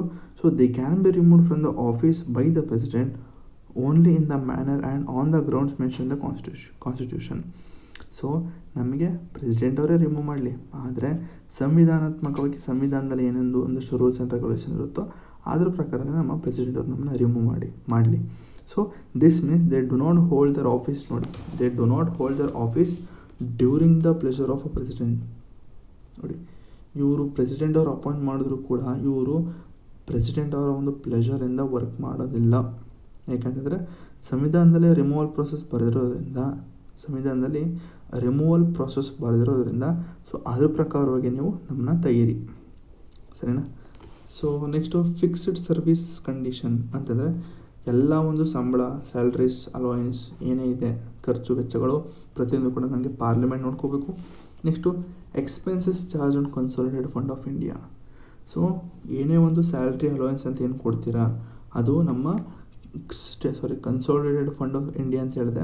ಇದು ಕನ್ಸಾಲಿಡೇಟೆಡ್ ಫಂಡ್ ಆಫ್ ಸ್ಟೇಟಿಂದಲೇ ನಮಗೆ ಬರಬೇಕು, ಬೇರೆ ಒಂದು ದುಡ್ಡಿಂದ ನಮಗೆ ಬರಬಾರ್ದು. ಈ ಸರ್ಕಾರ ಏನು ಟ್ಯಾಕ್ಸ್ ಅಂತ ಕಲೆಕ್ಟ್ ಮಾಡುತ್ತೋ ಅದನ್ನೇ ನಾವು ಕನ್ಸಾಲಿಡೇಟೆಡ್ ಫಂಡ್ ಆಫ್ ಇಂಡಿಯಾ ಅಂತ ಹೇಳ್ತೀವಿ. ಎಕ್ಸ್ಟ್ರಾ ಏನೇ ಟ್ಯಾಕ್ಸ್ಗಳಿಂದ ಬಂದರೂ ಕೂಡ ಏನೇ ಒಂದು ಪ್ರಾಫಿಟ್ ಆದರೂ ಕೂಡ ಇಂಡಿಯಾಗೆ ನಮ್ಮೆಲ್ಲರ ದುಡ್ಡು ಹೋಗಿ ಕನ್ಸಾಲಿಡೇಟೆಡ್ ಫಂಡ್ ಆಫ್ ಇಂಡಿಯಾಗೆ ಕೂತ್ಕೊಳ್ಳುತ್ತೆ. ಸೊ ಆ ಒಂದು ಖಜಾನೆಯಿಂದಲೇ ನಮಗೆ ಸಂಬಳ ಕೊಡಬೇಕು ಅಂತ 4ನೇದು ಹೇಳುತ್ತೆ. Next conduct of judges cannot be discussed ಅಂತಿದೆ. ಸೊ ಈಗ ಕೆಲವೊಂದು ಜಡ್ಜಸ್ಗಳನ್ನ ಅಪಾಯಿಂಟ್ ಮಾಡ್ಕೋಬೇಕು ಅಂತಂದರೆ ನೀವು ಯಾವುದೇ ಕಾರಣಕ್ಕೂ ಪಾರ್ಲಿಮೆಂಟಲ್ಲಿ ಕೂತ್ಕೊಂಡು ಮಾತಾಡೋ ಹಾಗಿಲ್ಲ, ಪಾರ್ಲಿಮೆಂಟಲ್ಲಿ ವಾದ ವಿವಾದಗಳನ್ನ ಮಾಡೋ ಹಾಗಿಲ್ಲ, ಆಯಿತಾ? ನಾಳೆಯಿಂದ ನಾನು ಸಂಜೀವ್ ಖನ್ನಾ ಅವ್ರನ್ನ ತೆಗೆದು ಮತ್ತೆ ನಾನು ಚಂದ್ರಚೂಡವ್ರನ್ನ ಅಪಾಯಿಂಟ್ ಮಾಡ್ತೀನಿ, ಆ ಥರ ಡಿಸ್ಕಷನ್ನು ಯಾವುದೇ ಕಾರಣಕ್ಕೂ ಪಾರ್ಲಿಮೆಂಟ್ಗಳಲ್ಲಿ ಆಗೋ ಹಾಗಿಲ್ಲ ಅಂತ ಹೇಳ್ತದೆ. Next ban on practice after retirement. So ಇವ್ರಿಗೆ 50% ಸ್ಯಾಲ್ರಿ ಅಂದರೆ ಆ ತಿಂಗಳದ್ದು ಏನು ಸ್ಯಾಲ್ರಿ ಇರುತ್ತೋ ಅದರಲ್ಲಿ 50% ಕೊಡ್ತಾ ಇದ್ದಾರೆ ಅಂತಂದರೆ ಈ ರಿಟೈರ್ಡ್ ಜಡ್ಜಸ್ ಏನು ಮಾಡ್ತಾರೆ ಅಂತಂದರೆ ಅವ್ರಿಗೆ ಪೆನ್ಷನ್ ತೊಗೊಂಡ್ರು ಕೂಡ ಪ್ರೈವೇಟಾಗಿ ಕನ್ಸಲ್ಟೆಂಟಾಗಿ ವರ್ಕ್ ಮಾಡ್ತಾ ಇರ್ತಾರೆ, ಕನ್ಸಲ್ಟೇಷನ್ ಯಾವುದು ಕಂಪ್ನಿಗೋ ಅಥವಾ ದೊಡ್ಡ ದೊಡ್ಡ ಇದಕ್ಕೋ. ಸೊ ಈ ಥರ ಕೆಲಸ ಮಾಡೋದನ್ನ ದಯವಿಟ್ಟು ನಿಲ್ಲಿಸಬೇಕು, ಅದನ್ನು ಬ್ಯಾನ್ ಮಾಡಬೇಕು. ಸೊ ಅದಕ್ಕೆ ನಿಮಗೆ ಪೆನ್ಷನ್ ಕೊಡೋದು ಏನಕ್ಕಪ್ಪ, ನಿಮ್ಮ ಇಷ್ಟು ವರ್ಷದ ಒಂದು ಸರ್ವಿಸ್ಗೆ ನಿಮಗೆ ಪೆನ್ಷನ್ ಅಂತ ಕೊಡ್ತಾ ಇರೋದು. ನೀವು ಅದ್ರ ಮೇಲೆ ನೀವು ಪರ್ಸನಲ್ ಕನ್ಸಲ್ಟೆಂಟಾಗಿ ನೀವು ಕಂಪ್ನಿಗೋ ಅಥವಾ ದೊಡ್ಡ ದೊಡ್ಡ ಶ್ರೀಮಂತರಿಗೋ ನೀವು ವರ್ಕ್ ಮಾಡೋದ್ರಿಂದ ಸ್ವಲ್ಪ ನಮಗೆ ಏನೋ ತೊಂದರೆ ಆಗುತ್ತೆ. ಸೊ ನೀವು ಯಾವುದೇ ಕಾರಣಕ್ಕೂ ರಿಟೈರ್ಡ್ ಆದಮೇಲೆ ಈ ಥರ ಒಂದು ಕನ್ಸಲ್ಟೇಷನ್ನು ಆ ಥರ ಒಂದು ಆಫೀಸ್ಗಳಾಗಿರ್ಬೋದು ಈ ಥರ ಯಾವುದೇ ಕಾರಣಕ್ಕೂ ಓಪನ್ ಮಾಡೋ ಹಾಗಿಲ್ಲ, ದಯವಿಟ್ಟು ಇದನ್ನು ಬ್ಯಾನ್ ಮಾಡಬೇಕು ಅದನ್ನು ಹೇಳ್ತದೆ. Next power to punish its contempt. So ಅಕಸ್ಮಾತು ನಮ್ಮ ಒಂದು ಹೈಕೋರ್ಟ್ ಅಥವಾ ಸುಪ್ರೀಂ ಕೋರ್ಟಿಂದ ಕೆಲವೊಂದು ಜಡ್ಜ್ಮೆಂಟ್ಗಳು ಬಂದಾಗ ಆ ಜಡ್ಜ್ಮೆಂಟ್ಗೆ ಏನಾದರೂ ಇವರು ಅವಮಾನ ರೀತಿ ಏನಾದರೂ ಮಾತಾಡಿದ್ರೆ ಅಕಸ್ಮಾತ್, ಇಲ್ಲ ಅಂತಂದರೆ ಕೆಲವೊಂದಷ್ಟು ಟೈಮ್ ಲಿಮಿಟ್ ಕೊಟ್ಟಿರುತ್ತೆ. ಏನು ಸ್ಕ್ಯಾಮ್ ಆಯಿತು ಅಂತ ತಿಳ್ಕೊಳ್ಳಿ, ಎಲೆಕ್ಟೋರಲ್ ಬಾಂಡ್ ಬಗ್ಗೆ ಒಂದು ಸ್ಕ್ಯಾಮ್ ಆಯಿತು ನೋಡಿ ರೀಸೆಂಟಾಗಿ. ಸೊ ಆ ಟೈಮಲ್ಲಿ SBI ಅವರಿಗೆ 1 ತಿಂಗಳು ಟೈಮ್ ಕೊಟ್ಟಿರುತ್ತೆ. ಒಂದು ತಿಂಗಳಲ್ಲಿ ಯಾರ್ಯಾರ ಒಂದು ಅಕೌಂಟಿಂದ ಯಾವ ಪಾರ್ಟಿಗೆ ಎಷ್ಟೆಷ್ಟು ಅಮೌಂಟ್ ಬಂದಿದೆ ಅನ್ನೋ ಒಂದು ರಿಪೋರ್ಟ್ನ 1 ತಿಂಗಳಲ್ಲಿ ನೀವು ಸಬ್ಮಿಟ್ ಮಾಡಿ ಅಂತ ಹೇಳಿರುತ್ತೆ. ಬಟ್ ಆದರೆ SBI ಅವ್ರು ಏನು ಮಾಡ್ತಾರೆ ಅಂದರೆ ಸುಪ್ರೀಂ ಕೋರ್ಟ್ಗೆ ಆಬ್ಸೆಂಟ್ ಆಗ್ತಾರೆ ಅಥವಾ ಕೊಡೋದಿಲ್ಲ. ಸೊ ಈ ಥರ ಆದಾಗ, ಈ ಥರ ನೀವೇನಾದ್ರು ಕೇಳಿದ್ದು ಇನ್ಫಾರ್ಮೇಷನ್ ನೀವು ಕೊಡಲಿಲ್ಲ ಅಂತಂದರೆ, ಆಬ್ಸೆಂಟೀಸ್ ಏನಾದ್ರು ಆಯಿತು ಅಂತಂದರೆ ನಿಮಗೆ ಕಠಿಣವಾದ ಶಿಕ್ಷೆಗಳನ್ನ ಗುರಿ ಆಗ್ತೀರಾ. ಏನು ಅಂದರೆ 6 ತಿಂಗಳು ಜೈಲುವಾಸ ಆಗಿರ್ಬೋದು ಅಥವಾ 2,000ದಿಂದ 20,000ವರೆಗೂ ನಿಮಗೆ ದಂಡವನ್ನು ವಿಧಿಸ್ತಾರೆ ಸುಪ್ರೀಂ ಕೋರ್ಟ್ ಅಥವಾ ಹೈಕೋರ್ಟು. ಸೊ ಅದೊಂದು. Next freedom to appoint itself. ಅಕಸ್ಮಾತ್ ಜುಡಿಷಿಯರಿ ಅಥವಾ ಆ ಒಂದು ಹೈಕೋರ್ಟಲ್ಲಿರುವಂತಹ ಆಫೀಸರ್ಸ್ನ ಆ ಒಂದು ಹೈಕೋರ್ಟೇ ಅಪಾಯಿಂಟ್ ಮಾಡೋ ರೀತಿ ಮಾಡಿ. ಸೊ ಇದರಿಂದ ಯಾವುದೇ ಕಾರಣಕ್ಕೂ ಎಕ್ಸಿಕ್ಯೂಟಿವ್ ಇಂಟರ್ಫೈರ್ ಆಗಬಾರ್ದು. ಸೊ ಇಲ್ಲಿದೆ. Next its jurisdiction cannot be curtailed. ಅದರ ಪವರ್ಗಳನ್ನ ನೀವು ಯಾವುದೇ ಕಾರಣಕ್ಕೂ ಪರದೆ ಎಳಿಬಾರ್ದು. ಈಗ ಏನೋ ಒಂದು ಜಡ್ಜ್ಮೆಂಟ್ಸ್ ಕೊಡ್ತಾಯಿದ್ವಿ, ಯಾವುದೋ ಒಂದು ಅಂದರೆ ಈಗ ನಾನು ಇಲ್ಲಿ ಹೈಕೋರ್ಟ್ ಬೆಂಗಳೂರಲ್ಲಿ ಕೂತ್ಕೊಂಡು ನಾನು ಮೈಸೂರವ್ರಿಗೆ ಜಡ್ಜ್ಮೆಂಟ್ ಕೊಡ್ತಾಯಿದ್ದೀನಿ ಅಂತಂದರೆ ನೀವು ಅವರಿಬ್ಬರ ಮಧ್ಯೆ ನೀವು ಯಾವುದೇ ಕಾರಣಕ್ಕೂ ಪರದೆ ಎಳಿಬಾರ್ದು. ಯಾರು ಇನ್ಕ್ಲೂಡಿಂಗ್ ಸ್ಟೇಟ್ ಲೆಜಿಸ್ಲೇಚರ್ ಆಗಿರ್ಬೋದು, ಎಕ್ಸಿಕ್ಯೂಟಿವ್ ಆಗಿರ್ಬೋದು, ಯಾವುದೇ ಕಾರಣಕ್ಕೂ ನೀವು ಮಧ್ಯೆ ಬರೋ ಹಾಗಿಲ್ಲ. ಸೊ ಅದೊಂದು. ಇಷ್ಟು ಬಂದು ನಮ್ಮ ಇಂಡಿಪೆಂಡೆನ್ಸ್ ಆಫ್ ಹೈಕೋರ್ಟ್ ಬಗ್ಗೆ ಮಾತಾಡ್ತದೆ. ಇಷ್ಟು ನಮಗೆ ಇಂಡಿಪೆಂಡೆನ್ಸ್ ಕೊಡಿ ಅಂತ ಹೇಳುತ್ತೆ. Next jurisdiction and powers of a high court. ಇಲ್ಲಿ ನೋಡಿದ್ವಿ ಜುರಿಸ್ಡಿಕ್ಷನ್ ಕೆನಾಟ್ ಬಿ ಕರ್ಟಲ್ ಅಂತ. ಏನಿದೆ ಜುರಿಸ್ಡಿಕ್ಷನ್ ಅಂತ ಹೇಳಿದ್ರೆ, ಮೊದಲನೇದು ಒರಿಜಿನಲ್ ಜುರಿಸ್ಡಿಕ್ಷನ್. ಸೊ ಇವೆಲ್ಲ ಎಕ್ಸ್ಟ್ರಾ ಕಂಟೆಂಟ್ ಇದೆ, ಬ್ಯಾಕ್ಗ್ರೌಂಡ್ ಇದೆ, ಸೊ ಓದ್ಕೊಳ್ಳಿ, ಅಷ್ಟೊಂದು ಇಂಪಾರ್ಟೆಂಟ್. ಮೇಯ್ನ್ ಇರೋದಿದೆ original jurisdiction, writ jurisdiction, appellate, next supervisory, a control over a subordinate court, next a court of record, a power of judicial review. ಏನಿದು ಅಂತ ಹೇಳೋದಾದರೆ, so ಇಲ್ಲಿ ಇದೆ. ಸೊ ಇದನ್ನು ನೀವು ಓದಬೇಡಿ, ನಾನು ನಿಮಗೆ ಒಂದು PDF ಕೊಡ್ತೀನಿ, ಇದನ್ನು hand written notes. So same ಇದೆ ಒರಿಜಿನಲ್ ಜುರಿಸ್ಡಿಕ್ಷನು ನೋಡಿ, ಇಲ್ಲೇ ಒರಿಜಿನಲ್ ಜುರಿಸ್ಡಿಕ್ಷನು, ರೆಡ್ ಜುರಿಸ್ಡಿಕ್ಷನ್ ಅಂದರೆ ಇಲ್ಲಿದೆ. ಸೊ ಸಿಂಪಲಾಗಿ 2 ಲೈನು ಮುಗಿಸಿದ್ದೀನಿ. ಸೊ ಆ ಒಂದು ನೋಟ್ಸ್ನ ಓದ್ಕೊಳ್ಳಿ. ಲಕ್ಷ್ಮೀಕಾಂತು ಸ್ವಲ್ಪ ಬೇಡ ಅಂತ ಅನಿಸುತ್ತೆ. ಸೊ ಏನಿದೆ ಜುರಿಸ್ಡಿಕ್ಷನ್ ಅಂದರೆ, ಫಸ್ಟು ಲೈಕ್ ದ ಸುಪ್ರೀಂ ಕೋರ್ಟಲ್ಲಿ ಏನಿದೆ, the high court has been vested with the quite extensive and effective powers. It is the High Court of Appeal in a state and a protector of a fundamental rights of a citizen. So ಇದು ಬಂದು ನಿಮ್ಮ introduction ಆಗಿರುತ್ತೆ. So jurisdiction and powers of high court ಅಂತ ಬಂದಾಗ ಇದು ನಿಮ್ಮ introduction ಆಗಿರುತ್ತೆ. So supreme court ಥರನೇ ಹೈಕೋರ್ಟ್ಗೂ ಕೂಡ ಇದೇ ರೀತಿ ಒಂದಷ್ಟು ಸೇಮ್ ಪವರ್ನ ಕೊಟ್ಟಿದೆ. ಜೊತೆಗೆ ಇದು ಒಂದು ಹೈಯೆಸ್ಟ್ ಅಪೀಲ್ ಅಂತ ಹೇಳ್ಬೋದು. Highest court of appeal in ಸ್ಟೇಟಲ್ಲಿ ಹೈಯೆಸ್ಟ್ ಕೋರ್ಟ್ ಆಫ್ ಅಪೀಲು ನಮ್ಮ ಹೈಕೋರ್ಟ್ ಆಗಿರುತ್ತೆ. ಜೊತೆಗೆ ಇದು ಫಂಡಮೆಂಟಲ್ ರೈಟ್ಸ್ನ ಒಂದು ಕಾಪಾಡೋದಕ್ಕೆ ಒಂದು ಪ್ರೊಟೆಕ್ಟರ್ ಆಗಿದೆ. ಸೊ ನೆಕ್ಸ್ಟ್ ಏನಿದೆ ಜುರಿಸ್ಡಿಕ್ಷನ್ ಆಫ್ ಅ ಹೈಕೋರ್ಟ್ ಅಂತ ಹೇಳಿದ್ರೆ, ಮೊದಲನೇದು ಒರಿಜಿನಲ್ ಜುರಿಸ್ಡಿಕ್ಷನ್. ಏನು ಅಂತಂದರೆ, the high court have the authority to hear the cases at the first instance. ಅಂತಂದರೆ ಕೆಲವೊಂದು ಕೇಸ್ಗಳಾಗ್ದಾಗ ಡೈರೆಕ್ಟಿಗೆ ಫಸ್ಟು ಫ್ರೆಶ್ ಆಗಿ ಕೇಳುವಂತಹ ಒಂದಷ್ಟು ಜುರಿಸ್ಡಿಕ್ಷನ್ ಇದೆ. ಏನು ಅಂತಂದರೆ, ಈಗ ಏನೋ ಒಂದು ಕೊಲೆ ಕೇಸ್ ಆಯಿತು, ದೊಡ್ಡ ಒಂದು ಹೈಯರ್ ಇನ್ಫ್ಲೂಯೆನ್ಸ್ಗಳಿದ್ದಾವೆ, ಇನ್ವಾಲ್ವ್ ಆಗಿದೆ. ಸೊ ಡ್ರಗ್ ಕೇಸ್ಗಳಾಗಿರ್ಬೋದು, ಸ್ವಲ್ಪ ಹೈಯರ್ ಇನ್ಫ್ಲೂಯೆನ್ಷಿಯಲ್ ಪವರ್ ಇನ್ವಾಲ್ವ್ ಆಗಿದ್ದಾರೆ ಅಂತಂದಾಗ ಅಂಥ ಒಂದು ಕೇಸ್ಗಳನ್ನ ಡೈರೆಕ್ಟ್ ಇವರೇ ಫಸ್ಟು ಹೈಕೋರ್ಟ್ಗೆ ಮಾಡ್ತಾರೆ. ಹೈಕೋರ್ಟು ರಿಸೀವ್ ಮಾಡೋಷ್ಟು ಪವರ್ ಇರ್ತದೆ. ಸೊ ನೀವು ಯಾವುದೇ ಕಾರಣಕ್ಕೂ ಕೆಳ ಒಂದು ಸಬಾರ್ಡಿನೇಟ್ ಕೋರ್ಟ್ಸಲ್ಲಿ ನೀವು ಯಾವುದೇ ಕಾರಣಕ್ಕೂ ಡಿಸ್ಕಷನ್ ಆಗಬಾರ್ದು, ಹೈಕೋರ್ಟಲ್ಲಿ ಬನ್ನಿ ಅನ್ನೋ ರೀತಿ ಒಂದು ಒರಿಜಿನಲ್ ಜುರಿಸ್ಡಿಕ್ಷನ್. ಯಾವುದೇ ಕಾರಣಕ್ಕೂ ಸಬಾರ್ಡಿನೇಟ್ ಕೋರ್ಟ್ಸ್ ಆಗಿರೋದು ಬೇರೆ ಕೋರ್ಟ್ಗೆ ಹೋಗಿಲ್ಲ, ಡೈರೆಕ್ಟಾಗಿ ನಮ್ಮ ಹೈಕೋರ್ಟ್ಗೆ ಹೋಗಬಹುದು. Next not by the way of appeal or referred by lower court.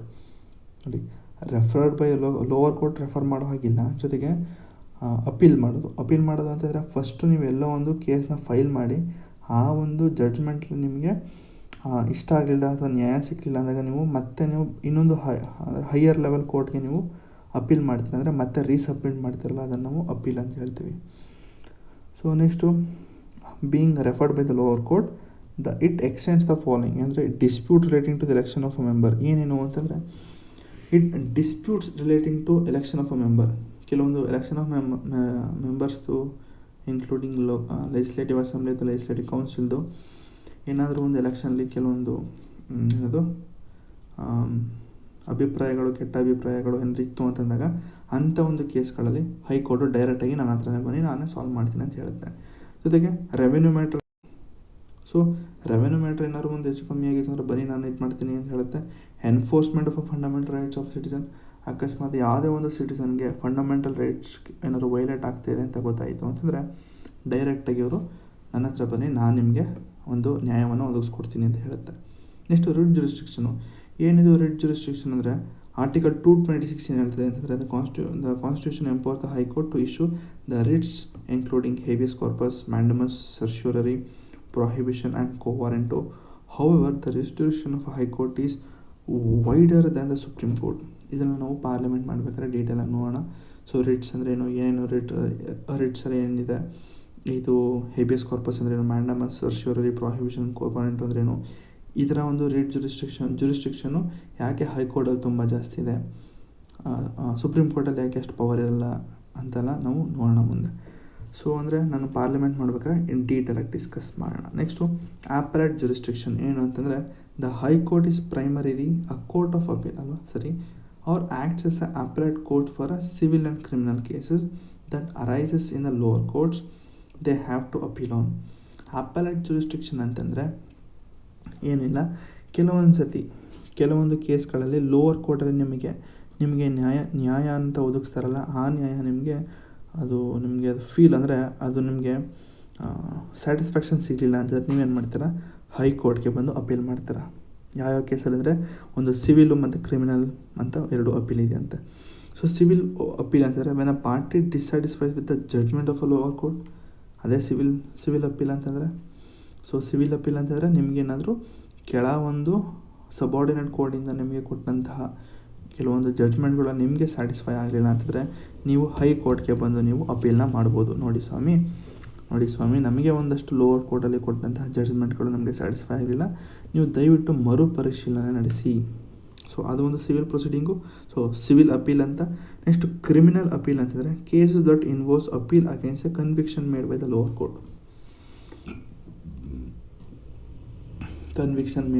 Court. So lower ಕೋರ್ಟೇ ಏನಾಗುತ್ತೆ, ರೆಫರ್ ಮಾಡುತ್ತೆ ಏನಂತ, ನೋಡಪ್ಪ ಈ ಒಂದು ಜಡ್ಜ್ಮೆಂಟ್ ಏನಿದೆ ಇದನ್ನು ನಾನು ಕೊಡಲ್ಲ, ದಯವಿಟ್ಟು ನೀವು ಹೈಕೋರ್ಟಲ್ಲಿ ನೋಡ್ಕೊಳ್ಳಿ, ನಾನು ಹೈಕೋರ್ಟ್ಗೆ ರೆಫರ್ ಮಾಡ್ತಾ ಇದ್ದೀನಿ. So that is called criminal appeal. Next second appeal ಅಂದರೆ under the section 100 of the code of civil procedure of a high court can hear second appeal on a substitutional question of law, substantial question of law. Second appeal ಅಂದರೆ ಏನು, so ಈಗ ಹೈಕೋರ್ಟಿಂದ ಒಂದು ನಿಮಗೆ ಏನಾಗಿರುತ್ತೆ, ಹೈಕೋರ್ಟಿಂದ ಒಂದಷ್ಟು ಜಡ್ಜ್ಮೆಂಟ್ಗಳು ಬಂದಿರುತ್ತೆ, ನೀವೇನು ಮಾಡ್ತೀರಾ ಅಂದರೆ ಅದು ಕೂಡ ನಿಮ್ಗೆ ಇಷ್ಟ ಆಗಲ್ಲ, ನೀವೇನು ಮಾಡ್ತೀರಾ ಮತ್ತೆ ನೀವು ಹೊಸದು ಯಾವುದೋ ಒಂದು ಏನಂತಾರೆ ಅದಕ್ಕೆ, ಹೊಸ ಒಂದು ಇನ್ವೆಸ್ಟಿಗೇಷನ್ಗೆ ಯಾವುದೋ ಒಂದು ಹೊಸ ನಿಮಗೆ ಏನೋ ಒಂದು ಸಾಕ್ಷಿ ಸಿಕ್ತು, ಸೊ ಆ ಥರ ಇದ್ದಾಗ ನೀವು ದಯವಿಟ್ಟು ಮರುಪರಿಶೀಲನೆ ಮಾಡಿ ಅಂತ ಹೇಳ್ಬಿಟ್ಟು ನೀವು ಮತ್ತೆ ಅಪೀಲ್ ಮಾಡ್ಬೋದು. That is called second appeal. Next supervisory jurisdiction ಅಂತಿದೆ. The high court supervises all the lower courts and tribunals under a territorial jurisdiction. So supervisory jurisdiction ಅಂತಂದರೆ ಸಿಂಪಲಾಗಿ ಹೇಳೋದಾದರೆ ಹೈಕೋರ್ಟು ಪ್ರತಿಯೊಂದು ಲೋವರ್ ಕೋರ್ಟ್ಗಳನ್ನ, ಹೈಕೋರ್ಟ್ ಕೆಳಗಿದ್ದಂಥ ಎಲ್ಲ ಲೋವರ್ ಕೋರ್ಟ್ಗಳನ್ನೂ ಕೂಡ ಇದು ಕಂಟ್ರೋಲ್ ಮಾಡ್ತಾ ಇರುತ್ತೆ, ಅಂದರೆ ನೋಡ್ತಾ ಇರುತ್ತೆ. It can review the functioning and ensure proper administration of justice in the lower court.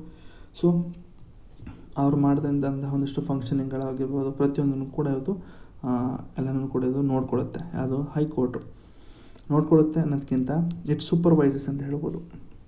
So next ಇನ್ನೊಂದು ಏನಿದೆ ಅಂತಂದರೆ ಕಂಟ್ರೋಲ್ ಓವರ್ ಸಬಾರ್ಡಿನೇಟ್ ಕೋರ್ಟ್ಸು. ಇದು ಕೂಡ ಸಿಂಪಲ್ಲಾಗಿ ಹೇಳೋದಾದರೆ ಇಟ್ ಕಂಟ್ರೋಲ್ ಸಬಾರ್ಡಿನೇಟ್ ಕೋರ್ಟ್ಸ್ ಅಂತ ಹೇಳ್ಬೋದು. ಅಂತಂದರೆ ಈ ಹೈಕೋರ್ಟ್ ಏನಿದೆ, ಈ ಹೈಕೋರ್ಟು ಕೆಳಗಡೆ ಇದ್ದಂತಹ ಲೋವರ್ ಕೋರ್ಟ್ಗಳನ್ನ ಇದು ಕಂಟ್ರೋಲ್ ಮಾಡುತ್ತೆ.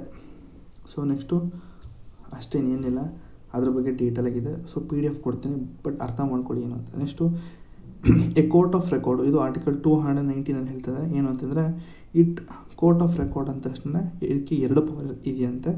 ಏನು ಅಂತಂದರೆ it has a power to punish for contempt of itself. ಅಂತಂದರೆ ಕೋರ್ಟ್ಗೆ ಯಾರಾದರೂ ಅವಮಾನ ರೀತಿಯಲ್ಲಿ ಏನಾದರೂ ನಡ್ಕೊಂಡ್ರೆ, ಅವಮಾನ ರೀತಿಯಲ್ಲಿ ಅಂತಂದರೆ ಅದು ಹೇಳಿದಂತಹ ಒಂದಷ್ಟು ಆರ್ಡರ್ಗಳನ್ನ ನೀವು ಪಾಲಿಸ್ತಾ ಇದ್ದರೆ, ಎಕ್ಸಾಂಪಲ್ ನಾನು ಹೇಳಿದೆ ಎಲೆಕ್ಟೋರಲ್ ಬಾಂಡು SBI ಕೇಸ್ ಅಂತ ಹೇಳಿದ್ನ ನೋಡಿ. ಸೊ ಆ ಥರ ಹೇಳಿದ ಮಾತು ಕೇಳಿಲ್ಲ ಅಂತಂದರೆ ಆವಾಗ ಅವ್ರಿಗೆ ಒಂದಷ್ಟು ಶಿಕ್ಷೆಯನ್ನು ಕೊಡ್ಬೋದಂತೆ. The judgments, proceeding and order of the High Courts are recorded and preserved permanently, and these records of High Court are final and they cannot be questioned in any lower court.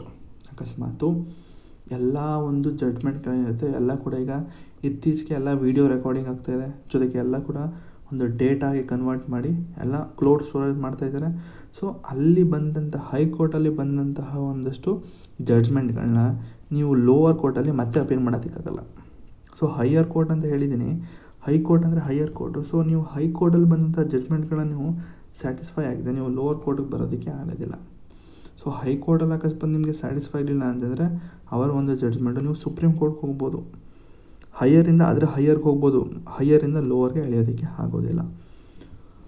So ಇಷ್ಟು ಬಂದು ನಿಮ್ಮ jurisdiction power ಆಗಿರುತ್ತೆ. ಸರಿ, next court of records, power of judicial review. So writ ಜುರಿಸ್ಟಿಕ್ಷನಲ್ಲೇನು contempt of courts ಅದೆಲ್ಲ ಮಾಡಿದ್ದೀನಿ ಆಗಲೇ. So ಇಷ್ಟು ಬಂದು ಇಷ್ಟು ಸಿಂಪಲಾಗಿ ಯಾರು ಹೇಳ್ತಾರೆ ಗುರು ನೋಡಿ, ಒರಿಜಿನಲ್ ಜುರಿಸ್ಟಿಕ್ಷನಿಂದ ರೆಡ್ ಜುರಿಸ್ಟಿಕ್ಷನ್ ಯಾವುದೇ ಬರ್ತದೆ ಸರಿನಾ, ಅದು ಒಂದಷ್ಟು ಫಂಡಮೆಂಟಲ್ ರೈಟ್ಸ್ ಏನಾದರೂ ವೈಲೇಟ್ ಆಗ್ತದೆ ಅಂದರೆ ಆವಾಗ ರಿಟ್ಸ್ನ ಇಶ್ಯೂ ಮಾಡ್ತಿದೆ. ನೆಕ್ಸ್ಟು ಅಪೆಲೈಟ್ ಜುರಿಸ್ಟಿಕ್ಷನ್ ಅಂತ ಹೇಳಿದೆ ಆಯಿತಾ, ಕೆಲವೊಂದು ಅಪೀಲ್ ಮಾಡ್ಬೋದು ಅಂತ ಹೇಳಿದೆ. ಸೊ ನೆಕ್ಸ್ಟ್ ಬರುತ್ತೆ ಅದು ಸಿವಿಲ್ ಮ್ಯಾಟರ್ಸ್ ಯಾವುದು ಇಲ್ಲಿದೆ, ಒಂದಷ್ಟು ಕ್ರಿಮಿನಲ್ ಅಪೆಲೇಟ್ಸ್, ಕ್ರಿಮಿನಲ್ ಅಪೀಲ್ಸ್ ಮಾಡೋದಂದ್ರೆ ಯಾವುದಿರುತ್ತೆ. ನೆಕ್ಸ್ಟು ಸೂಪರ್ವೈಸರಿ ಜುರಿಸ್ಡಿಕ್ಷನ್ ಅಂತಂದ್ರೇನು, ಪ್ರತಿಯೊಂದನ್ನು ಕೂಡ ಸೂಪರ್ವೈಸ್ ಮಾಡುತ್ತೆ ಲೋವರ್ ಕೋರ್ಟ್ಗಳನ್ನ ಅಂತ ಹೇಳಿದೆ. Next control over subordinates court ಅಂತ ಹೇಳಿದೆ. ಅಕಸ್ಮಾತು it can withdraw case pending on subordinate courts. So ಇಷ್ಟೊಂದು ಅಷ್ಟೇನು ಡೀಟೇಲಾಗಿ ಹೋಗೋದು ಬೇಡ ಅಂತ ಹೇಳ್ತೀನಿ. ಯಾಕಂತಂದರೆ ಇದಕ್ಕೆ ನೀವು ಆದಷ್ಟು ಒಂದೊಂದು ಪಾಯಿಂಟ್ ನಾನು ನೋಟ್ಸ್ ಕೊಟ್ಟಾಗ ಜುರಿಸ್ಡಿಕ್ಷನ್ ಆ್ಯಂಡ್ ಪವರ್ ಆಫ್ ಹೈಕೋರ್ಟ್ದು ನೋಟ್ಸ್ ಕೊಟ್ಟರೆ ದಯವಿಟ್ಟು ನೀವು ಅದನ್ನು ನೋಟ್ಸ್ ಓದಿಸ್ಕೊಳ್ಳಿ ಸಾಕು. ಇಷ್ಟೊಂದು ಡೀಟೇಲ್ ಹೋಗೋ ಅವಶ್ಯಕತೆ ಇಲ್ಲ ಇದ್ರ ಬಗ್ಗೆ. ಜಸ್ಟ್ 2 ಲೈನ್ ನೋಡ್ಕೊಂಡ್ರೆ ಸಾಕು. ಒರಿಜಿನಲ್ ಜುರಿಸ್ಡಿಕ್ಷನ್ ಅಂದ್ರೇನು, ಅಪೆಲೈಟ್ ಜುರಿಸ್ಡಿಕ್ಷನ್ ಅಂದ್ರೇನು, ಸೂಪರ್ವೈಸರಿ ಜುರಿಸ್ಡಿಕ್ಷನ್ ಅಂದ್ರೇನು, ಕಂಟ್ರೋಲ್ ಓವರ್ ಸಬಾರ್ಡಿನೇಟ್ಸ್ ಕೋರ್ಟ್ ಅಂದರೆ ಏನೇನು ಕಂಟ್ರೋಲ್ ಮಾಡ್ಕೊಳ್ಳುತ್ತೆ. ಸೊ ಇಷ್ಟು ನೀವು ಡೀಟೇಲಾಗಿ ನೀವು ಒಂದ್ಸತಿ ಓದಿದ್ರೆ ಸಾಕಾಗ್ತದೆ. ಸೊ ಇದ್ರ ಬಗ್ಗೆ ಜಾಸ್ತಿ ಏನು ಕ್ವಶನ್ ಕೇಳೋದಿಲ್ಲ ಆಯಿತಾ. ನೆಕ್ಸ್ಟು ಆದಮೇಲೆ ಕೋರ್ಟ್ ಆಫ್ ರೆಕಾರ್ಡ್ ಇದೆ. ಸೊ ಅದು ಕೂಡ ಇಷ್ಟೇ ಇದೆ, ಸಾಕು ಇಷ್ಟು. ಸೊ ಅದಾದಮೇಲೆ ಪವರ್ ಆಫ್ ಜುಡಿಷಿಯಲ್ ರಿವ್ಯೂ ಅಂತ. ಸೊ ಇದು ನಿಮಗೆ ಬೇಡ, ಇದು ಜುಡಿಷಿಯಲ್ ರಿವ್ಯೂ ಬಗ್ಗೆ ಬೇಡ ಅನಿಸುತ್ತೆ, ಆದರೂ ಕೂಡ ಓದೋಣ ಅನಿಸುತ್ತೆ. ಸೊ ಓದೋಣ ನೀವು ಒಂದ್ಸತಿ ಓದ್ಕೊಳ್ಳಿ. ಬಟ್ ಇದು ನಾನು ನೋಡ್ದಂಗೆ ಇದು ಅಷ್ಟೊಂದು ಇಂಪಾರ್ಟೆಂಟ್ ಟಾಪಿಕ್ ಅಂತ ಅನಿಸಲಿಲ್ಲ. ಸೊ ಅದಕ್ಕೆ ಇದು ಸ್ಕಿಪ್ ಮಾಡಿಸ್ತಾ ಇದ್ದೀನಿ. ಸೊ ನೆಕ್ಸ್ಟ್ ಬರೋದಾದರೆ ಕೆಲವೊಂದು ಹೈಕೋರ್ಟ್ಗಳು. ಓಕೆ, ಕರ್ನಾಟಕದ್ದು ಈ ಸತಿ ಬಂದಂಥ KSR ಕ್ವಶನ್ ಕೇಳಿದ. ಕರ್ನಾಟಕ 1884 ಎಸ್ಟಾಬ್ಲಿಷ್ ಆಯಿತು ಹೈಕೋರ್ಟು. ಎಲ್ಲಿ ಅಂದರೆ ಕರ್ನಾಟಕದಲ್ಲಿ. ಸೊ ಅದರಲ್ಲೂ ಎಲ್ಲೂ ಅಂತಂದರೆ ಬೆಂಗಳೂರು. ಆದರೆ ಬೆಂಚಸ್ಗಳು ಎಲ್ಲಿದೆ ಅಂತಂದರೆ ನಮ್ಮ ಧಾರವಾಡದಲ್ಲಿ ಮತ್ತು ಗುಲ್ಬರ್ಗದಲ್ಲಿದೆ. KSಲ್ಲಿ ಬಂದಿತ್ತು ಅಂತಂದರೆ KS ಪೇಪರ್ ಓಪನ್ ಮಾಡಿ ನೋಡಿ, ಈ ಒಂದು ಕ್ವಶನ್ ಇದೆ, ಧಾರವಾಡ ಮತ್ತು ಗುಲ್ಬರ್ಗ. ಸೊ ಅಲ್ಲಿ 2 ಬೆಂಚಸ್ಗಳಿದೆ ಅಂತೆ, ಧಾರವಾಡ ಮತ್ತು ಗುಲ್ಬರ್ಗ ಕರ್ನಾಟಕದಲ್ಲಿ. ಸೊ ಇಷ್ಟು ಬಂದು ನಿಮ್ಮ ಒಂದು ಹೈಕೋರ್ಟ್ ಆಗಿರುತ್ತೆ. ಸೊ ಇಲ್ಲಿ ಒಂದಷ್ಟು ಆರ್ಟಿಕಲ್ಸ್ ಡೀಟೇಲಾಗಿ ಕೊಟ್ಟಿದ್ದೀನಿ, ಯಾವ್ಯಾವ ಆರ್ಟಿಕಲ್ ಅಂದರೆ ಏನೇನು ನೀವು ಆ ಟೇಬಲ್ ನೋಡ್ಕೊಳ್ಳಿ. ಸೊ ಸಮ್ಮರಿ ಶೀಟ್ಸನ್ನು ಯಾರು ತೊಗೊಂಡಿಲ್ಲ ಅಂದರೆ ಬೇಗ ಮೆಸೇಜ್ ಹಾಕಿ. ಎಲ್ಲ ಸಮ್ಮರಿ ಶೀಟ್ಗಳು ರೆಡಿ ಇದ್ದಾವೆ ಅಂದ್ಕೊಳ್ತೀನಿ. ಸೊ ಸಮ್ಮರಿ ಶೀಟ್ಗಳು ಕೆಲವೊಂದು ಸಮ್ಮರಿ ಶೀಟ್ಗಳನ್ನ ನಾನು ಆದಷ್ಟು ರಿಟರ್ನ್ ನೋಟ್ಸಲ್ಲಿ ಕೊಡ್ತೀನಿ, ಇಲ್ಲ ಅಂತಂದರೆ ಪ್ರಿಂಟೆಡ್ ನೋಟ್ಸಲ್ಲೇ ಕೊಟ್ಬಿಡ್ತೀನಿ. ಯಾಕಂದರೆ ಎಕ್ಸಾಂಪಲ್ ಹೇಳಿದ್ರೆ ಪ್ರಿಯಾಂಬಲ್ ಒಬ್ಬರು ಕೇಳಿದರು. ಸೊ ಪ್ರಿಯಾಂಬಲ್ ಒಂದು ಸ್ಯಾಂಪಲ್ PDF ಕಳಿಸಿ ಅಂತ. ಬಟ್ ನಾನು ಪ್ರಿಯಾಂಬಲ್ಗೆ ಯಾವುದೇ ಕಾರಣಕ್ಕೂ ನಾನು ಸಮ್ಮರಿ ಶೀಟ್ ರೆಡಿ ಮಾಡೋದಿಲ್ಲ. ಯಾಕಂದರೆ ಪ್ರಿಯಾಂಬಲಲ್ಲಿ ಪ್ರತಿಯೊಂದು ಲೈನು ಕೂಡ ತುಂಬ ಇಂಪಾರ್ಟೆಂಟು. ಸೊ ನೀವು ಅದು ಪ್ರಿಯಾಂಬಲ್ಗೆ ಎಕ್ಸ್ಟ್ರಾ ಓದಿದ್ರೂ ಕೂಡ ಅದು ತುಂಬ ಯೂಸ್ ಆಗುತ್ತೆ.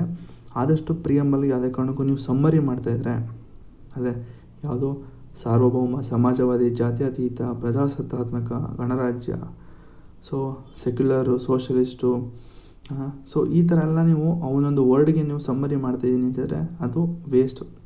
ಯಾಕಂತಂದರೆ ಅವನು ಅದ್ರ ಬಗ್ಗೆ ಕೇಳೋದೇ ಇಲ್ಲ, ಅವ್ನು ಕೇಳೋದೇ ಬೇರೆ. ನಾನು ಮೇನ್ಸ್ ಪರ್ಸ್ಪೆಕ್ಟಿವಿಂದ ಹೇಳ್ತಾ ಇದ್ದೀನಿ.